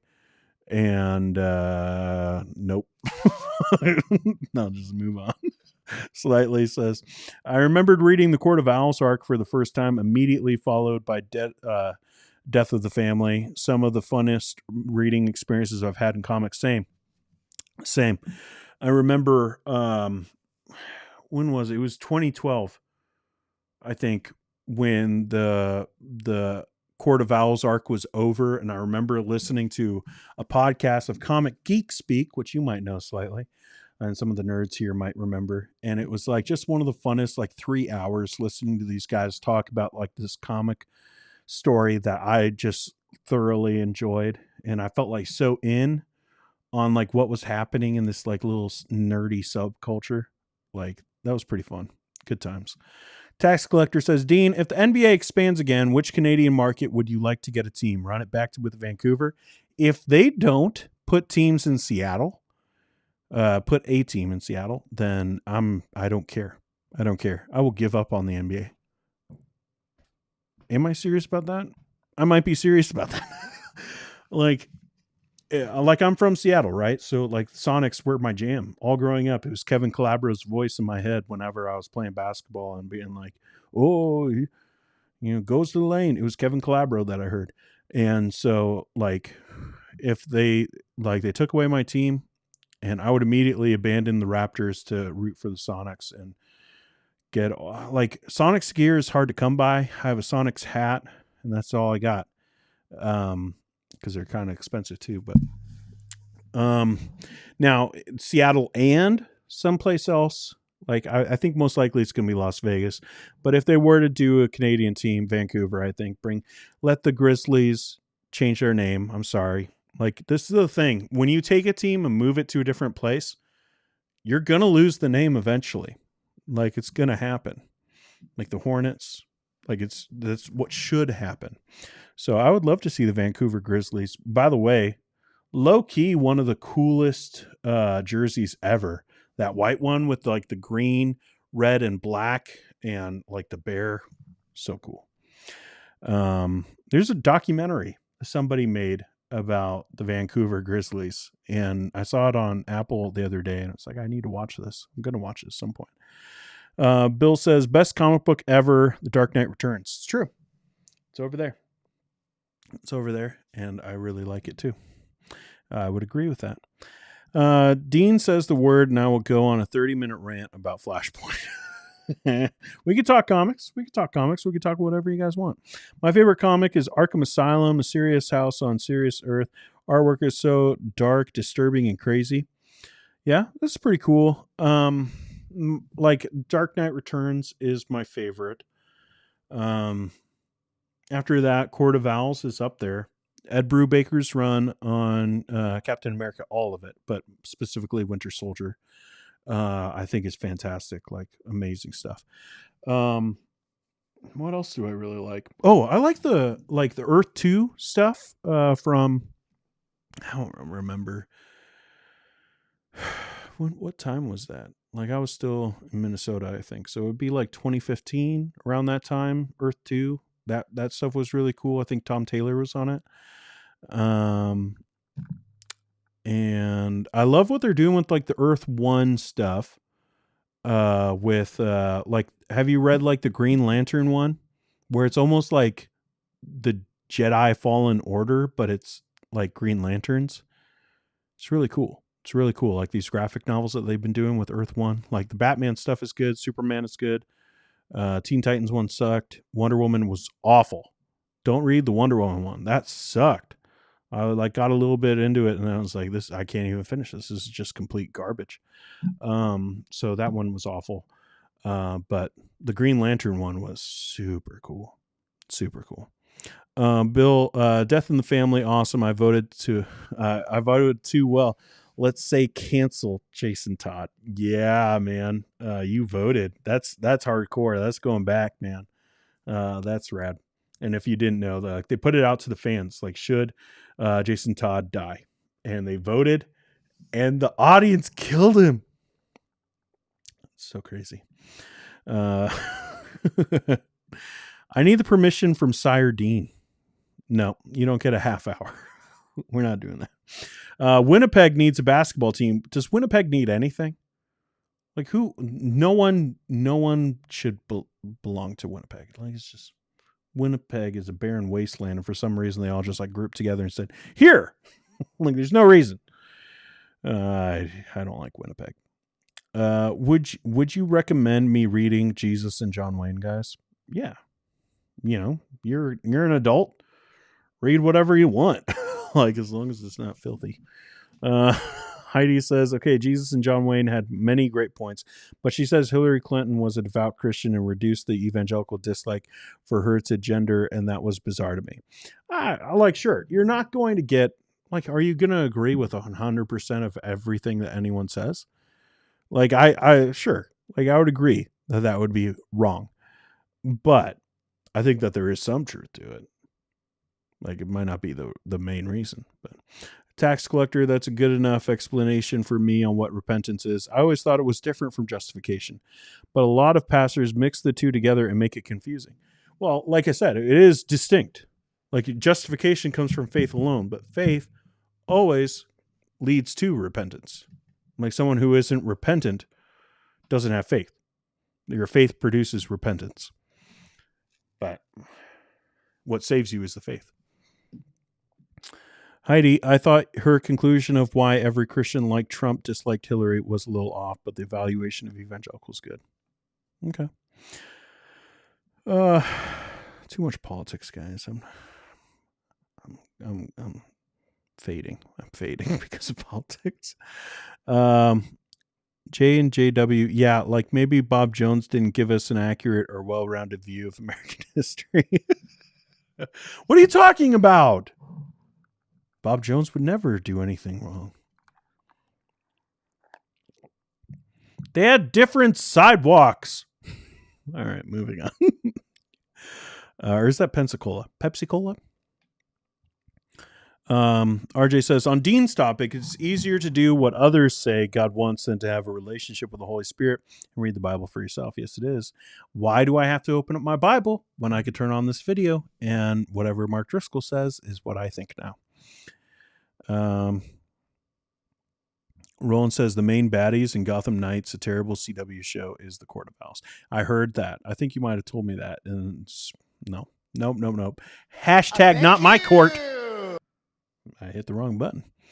Lukewarm no more. Back. Grandson came over to get my hugs and read him a story from R.C. Sproul. Yeah, I loved R.C. I cried the day he died. I loved his books. I loved his interviews. I loved listening to him talk, man. I probably, like, there's John MacArthur as far as time invested in listening, and then R.C. Sproul. And that's mostly because, like, John MacArthur was, like, my entire childhood. It was always on. Slightly says, what do you think about the face mask new 52 version of the Joker? I legitimately disturbed me, especially the section where Batman talks about how Joker's pupils are small because he's full of hate. I mean, I'm looking at it right now. Like, I got Death of the Family. It's right over there. And it's creepy as heck and very effective in that first... I don't know if it's like the first issue of that, but when they're in Gotham Police Department and like they're like looking for Joker and he's like around there and like it's like really dark and you see like half his mask and it's like this thing is freaky as heck. Sorry for Heidi's kids. I said heck again. Lakers were originally from Minnesota. They didn't change their names. I'm just saying, like, if Minnesota got a team and they were like, we want that name, I think the Lakers should have given it to them. That's what I'm saying. Like, so if Vancouver gets a team, I think that Memphis should give them the name of the Grizzlies if they want it. If they want to be a different name, okay. But if the team that was original there, like, they should get the first rights of that name. And I think it should just be like an understood thing. But like if Seattle gets a team and we don't get to be the Sonics and Oklahoma City's like, well, technically we own the rights. No, I will burn Oklahoma City to the ground. I'm talking metaphorically. But like I will go on a rampage against Clay Bennett. That jerk. All right, moving on. Tax collector, is a travesty what happened to the Sonics. I was hoping the Clippers would move there, but not only are they not moving out of LA, they're building a new stadium right by my house. Yeah, I had a little bit of hope when Steve Ballmer bought it because he was part of the group that tried to buy Sacramento. And I was sure that we were going to get the Kings back in the day when that was going on. But they didn't want to go. Now they're a good team, so like good on them for, holding on to their team. I respect it. But yeah, I'll take any team at this point. Like, I don't even care. Like, I know it's like the ethics of like, do you want something that was done to you, done to another city? I don't care. Give me the Sonics. Like, it's where I'm at. It's where I'm at. Superman Red Sun is right up there with Dark Knight Returns, in my opinion. Yeah, that's a good one. I like For Tomorrow. Also is a good Superman story. I think it is in For Tomorrow, where it's that's where they get like the scene in Man of Steel when he's talking to that priest and there's like the stained windows and like there's a lot of light reflecting and stuff and he's talking to Superman, didn't even know it. Like that's For Tomorrow as well. It's super cool. Dean, you should wear a head covering on the next episode of Culture Wars. Maybe. It might happen. There's a lot that could be done with it. That's a really funny joke. Barry Allen is just a guy who got struck by lightning, and he sees it as a God-given gift, and as such, he decides he will only use his powers for the good of others, never for personal gain. I think I've heard you go on about Barry before. You really like him, and I respect it. I'm just not going to read it all here. Billy says, repentance is granted. When they heard this, they had no further objections and praised God, saying, so then even to Gentiles, God has granted repentance that leads to life. Yeah, I agree. Charles says, how about the quality ACE education from Ace and Pudge? That didn't help either. Pudge Meekway, Ace Virtueson, Christy. What was Christy? Was Christy Meekway? What was Pudge then? I don't know. I get confused after a while. But Booker, wasn't it Booker Washington? Which is like, okay. Yeah, I remember those. Oh, yeah. Barry's great. You love Barry Allen. I respect it, man. Barry's a really cool character. No, like, you love it. Go on and talk about it, man. Thoughts on The Batman Who Laughs? I haven't read it. I saw it. I know, like, same artists. Like, wasn't it Greg Capullo who stayed on for that project too? It was still Snyder and Capullo at that point, right? But I just didn't like the look of it, and it seemed dumb to me, so I just never read it. I don't like it when they do like this eternal relationship between Joker and Batman. And like, I don't know, they get really weird with Joker and Batman. And they're like, it's like this cosmic battle. It's like, I don't know. It looked like some of that kind of storytelling. And I was like, I don't care. Dylan, I always thought The Shack should have been titled The Shed because sheds are creepy. And I found that book plain creepy and slightly heretical. I don't think it would have done as well if it was called The Shed. That sounds like a horror movie. It's a good name for a horror movie. Heidi says, question, should Christians take cues from the culture? If yes, what cues, or should they mainly create a counterculture? I guess it would depend on what you mean by taking cues from the culture. Like, it's not like you're led by the culture. But I think it's interesting that Christians always separate it as if the culture isn't part of them. Like, they're always like, oh, we're against the culture. Like, they're as if they're separate from the culture. Like, you could do that. You can't do that. Like, you are part of the culture. Like, you're a human being existing in the society. So you're a part of the culture. So I don't think that you can really separate yourself from it in that way, as if like you could be like, I can decide not to or be a part of it. Or be led by this like separate entity of the culture, or like not entity, but like you're distinct from it. Like, you are part of the culture. So you can influence the culture where you're at. And the people who say like, oh, they're being countercultural, and like this book from Joel Webbin of like running away from like these blue states and stuff like that, as if like you could do this. I think it's an oversimplification to say that, oh, you're going to like be away from the culture. No, you're not. You are still influencing the culture by your attempt to flee from it. Like, you are still affecting the culture. People are going to think certain things about Christians because you're over there in Timbuktu, like trying to pretend like you're completely distinct and starting like this new civilization or whatever. Like, I think I know what you're saying. Like, it's that old school debate about whether you're going to influence culture or whether you should abstain, from the appearance of every evil and like all that kind of stuff. But I just think at this point where I'm at with it is you're just going to be influenced in some way. So you might as well influence others. Like, even these people who are like, oh, we're against the culture. It's like, okay, but you're choosing like this form of like, for like the shiny happy people thing of like everyone with Bill Gothard, they chose the 50s version of culture and they're influenced by that version of culture, those remnants of culture. and they're still being influenced. They're just choosing not to have as much influence on the rest of everyone else's society. So I think it's a question of whether you want to have influence.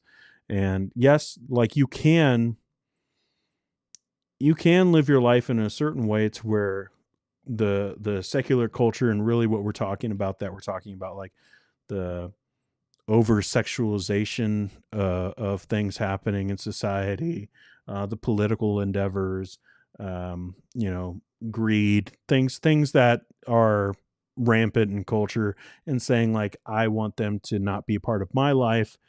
Like you can limit things, but you're still going to be impacted. So I think that you should engage it. I think the Christians should engage it. And I don't know if that means taking cues from it, but engage the culture is how I'd put it. Christy Lovejoy. That's what it was. Oh man. That's fine. You don't have to read it. I'll just keep talking to myself in the corner. That's normal, right? That's what I do all the time. Buddy, I'm in the basement. Like, what do you think this is? It's totally normal. Billy, ever watched the movie John Carter? Heard so many bad reviews on it, but thought it was good. Which one is John Carter? I know Coach Carter. John Carter. Is that the John Carter of Mars? Like that one? I thought that was good. I liked it. I think it's underrated. The graphics on it are kind of sucky, like the aliens. They look pretty dumb. But the overall story I thought was good and had a lot of potential, but didn't work out. I like your underdog sign in your background. It's not a sign, y'all. What else do I have on here? And go boom. Ho ho ho ho.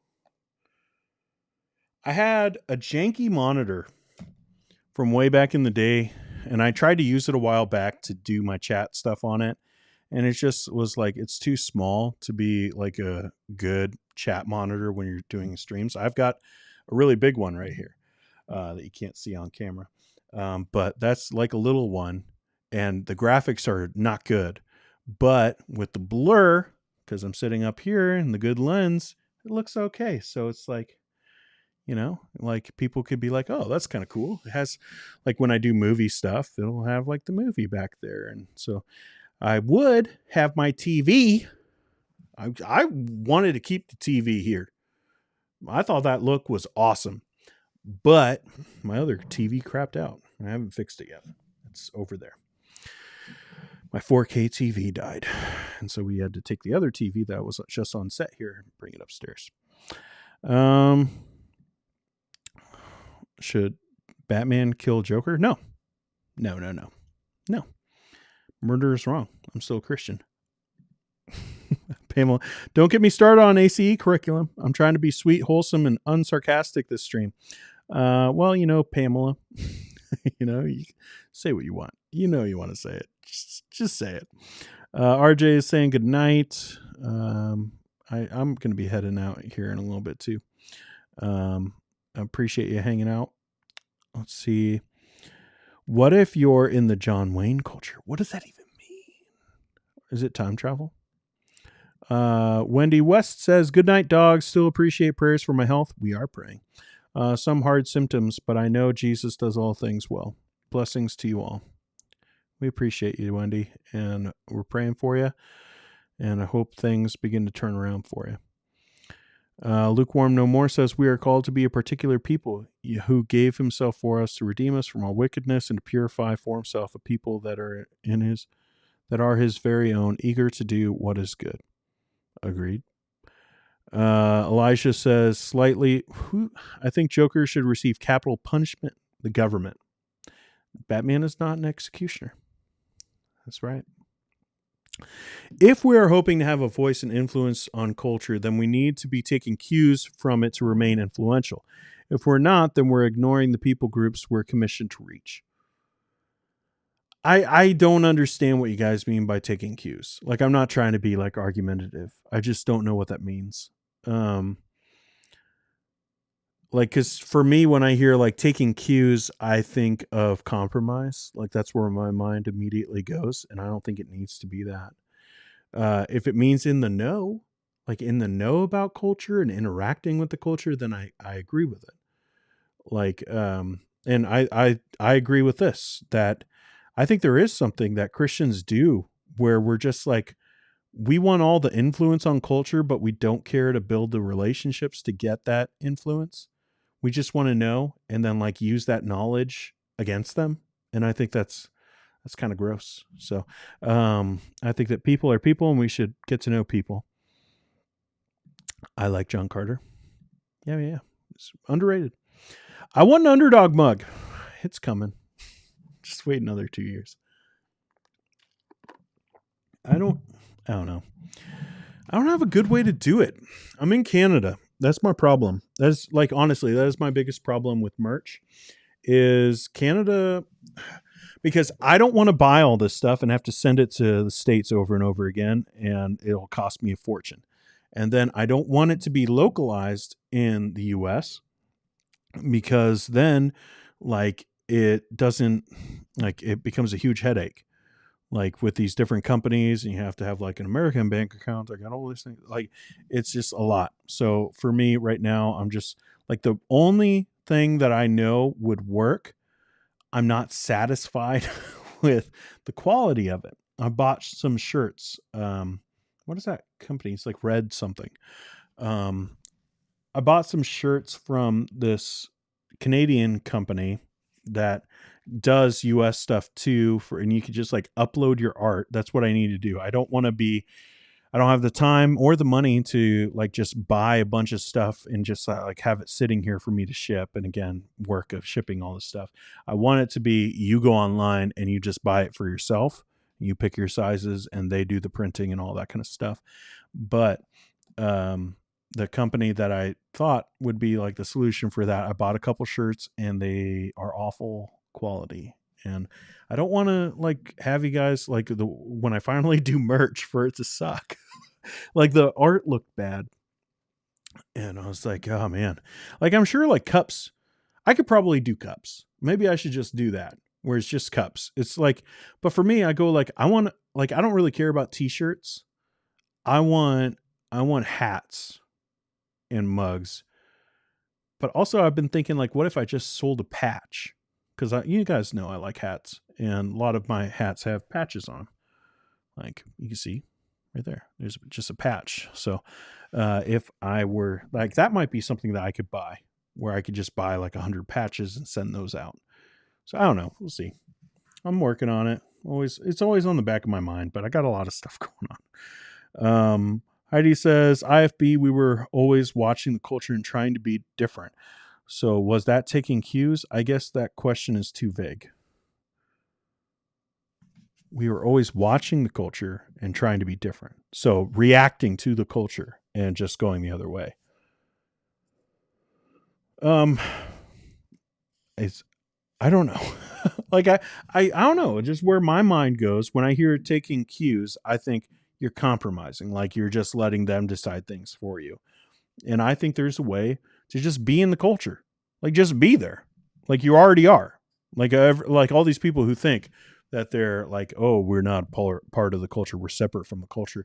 No, you're not. You're part of the culture. You're living in a society. So be there. Don't be weird, but be like unique.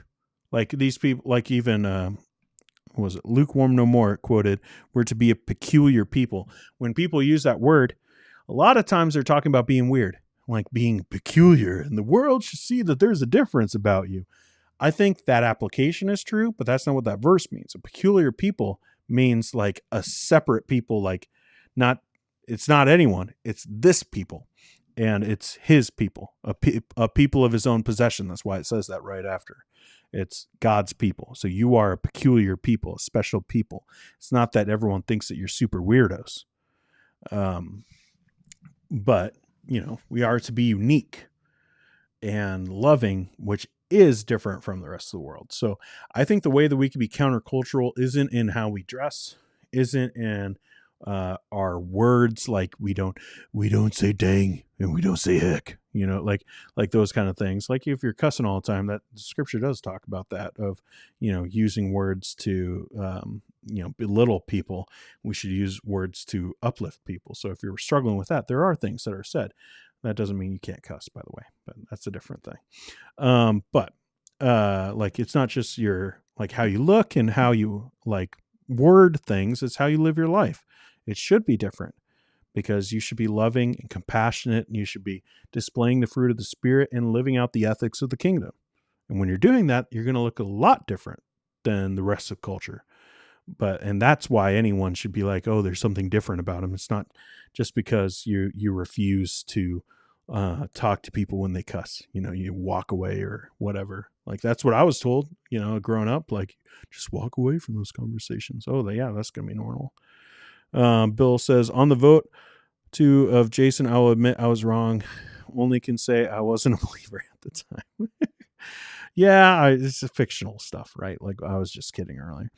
To be fair, Bill, your vote helped create Red Hood, a great Batman character. It's true.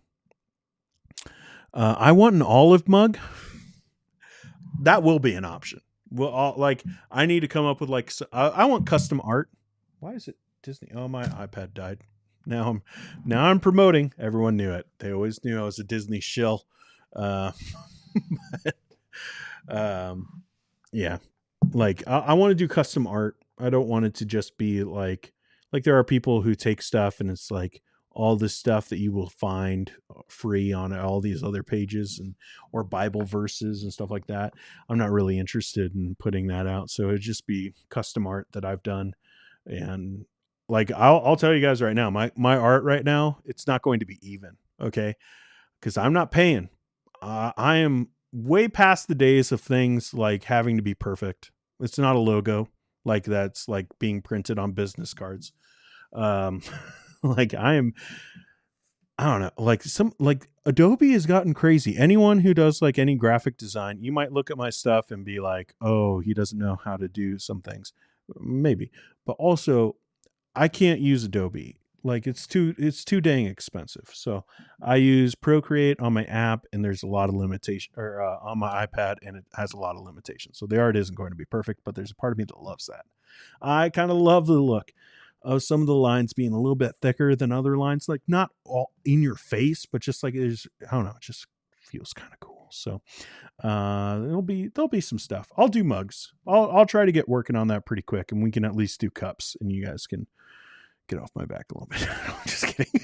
I love that you guys are excited about it. Like, that says something about you guys, and like that you guys are just like, let's have it. We want merch. It's so cool. Yeah, that's rad. You don't have to merch from Canada. You can go through a company in the States with your design on it. I mean, yes, but then it becomes hard to get finances up here. And then also, like, there's all kinds of stuff. Everyone thinks it's so easy. It's not.